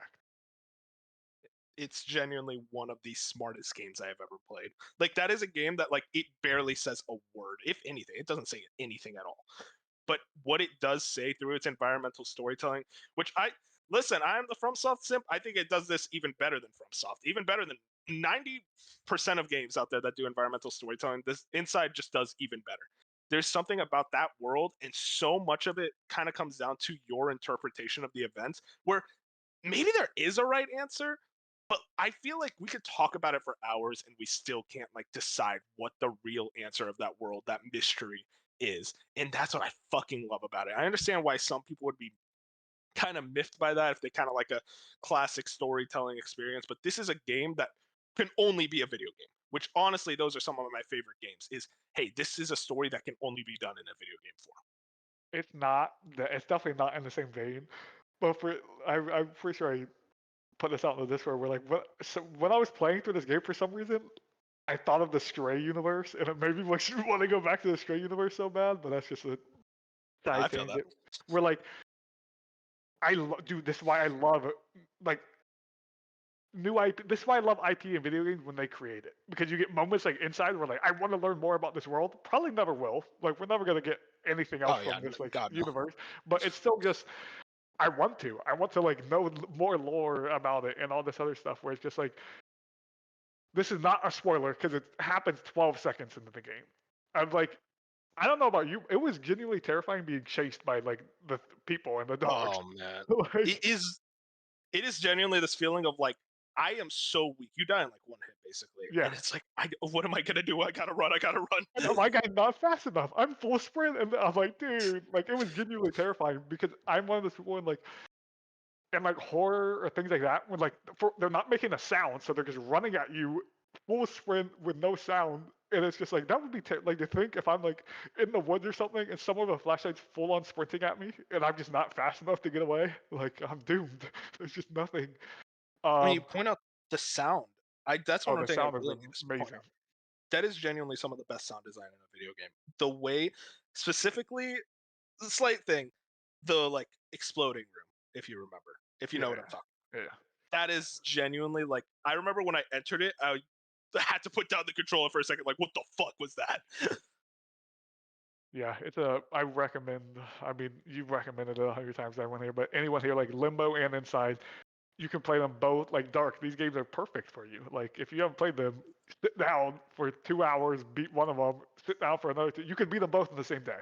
Like, if you really wanted to, no. you could sit there and beat both these games the same day in one sitting, and they're so worth it. And then you can be like us and be so excited for the next Play Dead thing. Like, whatever they put out, this feels like it's different because Hades was such a big thing for Supergiant, but this is like, I could see, like I said, when people were playing Playdead, like at the time when they played Limbo, and then when Inside came out, people have probably been waiting for whatever they're doing next for so long. They're just like, dude, Oh yeah. can we get it? Like after they played Inside, they were like this game is critically acclaimed. Like it's a 93 or something on OpenCritic. Like it's one of the highest rated indies of all time. Like, and it's deservingly so. Like this is easily near my top of indies. Like it's up there for me. Yeah, one thing I really need to shout out. We talked so much about like the story, the sound design, the environmental storytelling. They do all of this so well, and also it's just a fun puzzle game. Like genuinely, a puzzle game. These are puzzle games. Yeah, I guess we should say that. Yeah, they're enjoyable puzzles to do, like a fun little puzzle platformer. It's like, oh wow, I actually had to think about that puzzle. And I like puzzle like this where like I don't like being super like the minute I have to look up a puzzle, it kind of frustrates me. When like I'm like, well, I gotta Google this because I genuinely can't understand it, which this game didn't have any of them. But like Portal 2, the greatest puzzle game of all time, there was genuine parts of Portal 2 where I'm stumped. I'll admit it. I'm like, dude, I don't know what to do here. Like I'm trying everything, but in like both, I think Limbo had a little more frustration than Inside. It's very weird because Limbo's more. I feel like Limbo's more like extreme platforming than puzzle, and Inside's more just straight puzzle. Yeah, I would agree with that. But and I jive with the straight puzzle more of Inside than what Limbo was trying to do with their like platform puzzle. There were parts of like Inside where like there was genuinely no moment in that game where I needed to look something up. There were parts where I'm like, wait, how do I do this? But literally, I just spent like a couple minutes thinking, tinkering. It's like, oh, wait, that's how. And it is genuinely one of the best feelings when there's a puzzle you can't figure out, and then you eventually figure it out. Like, that is just like why I love puzzle games. Also gorgeous and extremely polished. You won't run into a single bug, glitch, nothing. Everything just works. I did not run into a single time being stuck, a single nothing. There was no error in that game. It literally. I was actually discussing with you this a while ago. This was a few months back, but we were kind of talking about it's like what you kind of like have this whole thing about like you only have like 5, 10 out of 10 games, and I talked to you about it. It's like what if you played a game that was literally perfect? And it's like would you, even if you don't love it enough, would you not give it a 10? Probably not. Yeah. Yeah, Like, 'cause I wouldn't give Inside I gave Inside a 9, a strong 9. No, that's fair. I totally get it. I was just like, that is to me a game that like I don't think I would change anything about it. Like personally, like there's nothing about it I would like menangle or anything. Yeah, But it's very hard. I'm a total like sympathetic. I get your point. I'm very glad you enjoyed it. I was like, there is a chance he doesn't jive with it as much as I did. I really do like it. I went right after this game. I had to like look at like my favorite indies, like my list that I usually keep track of, and I'm like trying to like rearrange stuff. I'm like, dude, because I know I somehow bring up Citizen Sleeper like so much somehow, but like that game, the more I sit on Citizen Sleeper, the more I adore that video game, and it's just like I was sitting there, I'm like, do I like Citizen Sleeper over Inside more? Like, I think, like, I don't know. It's things like that that I love about gaming, where, like, especially on the indie side, where you sit there and you try to compare and contrast, like, totally different games that are just, like, made by small teams that are, like, totally going for it in the respective genre. And it's just so, like, it's so fun compared to just always comparing this big budget AAA game. Yeah, I love indie games for that. That's everything you've been playing. Real quick, I actually did forget to mention this. I played a bit of Helldivers 2 a few hours. And that game's fucking awesome. Yeah, That is played more than such a me. fun game. Yeah, well, yeah. I mean, like, I played it when the servers started working again, basically. But that is a co-op game through and through. Playing it with friends, we were just like yelling out call outs, like get into the extraction, yelling at they call it an airstrike. Like we were out. It was like we were in fucking war. Like we were just drafted. That is how intense it felt sometimes. And we had an absolute blast. And now it's like a regular thing. Like, hey, every weekend we're gonna play the fuck out of Helldivers, and we've all agreed to that. This is definitely probably one of the best co-op games I've played in a while. So I am so ready to play even more of it. It deserves all the hype. But man, you had a few more things you wanted to talk about in terms of playing. Did I? You had Silent Hill, the short message. That was boring. Never mind. I don't like it. That game. Stupid fucking shitty run around puzzle thing. Why? I hated that. That soundtrack though. I love that Silent Hill composer. But yeah. Oh yeah, I wanted to say, have we just like convinced ourselves that Silent Hill is a good franchise when it's not? That is an actual shit take, by the way. I heard Silent Hill 2 is amazing. Silent Hill 2 is crazy. Silent Hill 2 is a masterpiece. Silent Hill 1 is phenomenal. 3 is amazing. 4 is amazing. They fucked up the franchise multiple times. 4 mainline, but there's actually that is crazy. I didn't know that. I thought they stopped that for 2, and that's why people love 2 so much because it's been so long.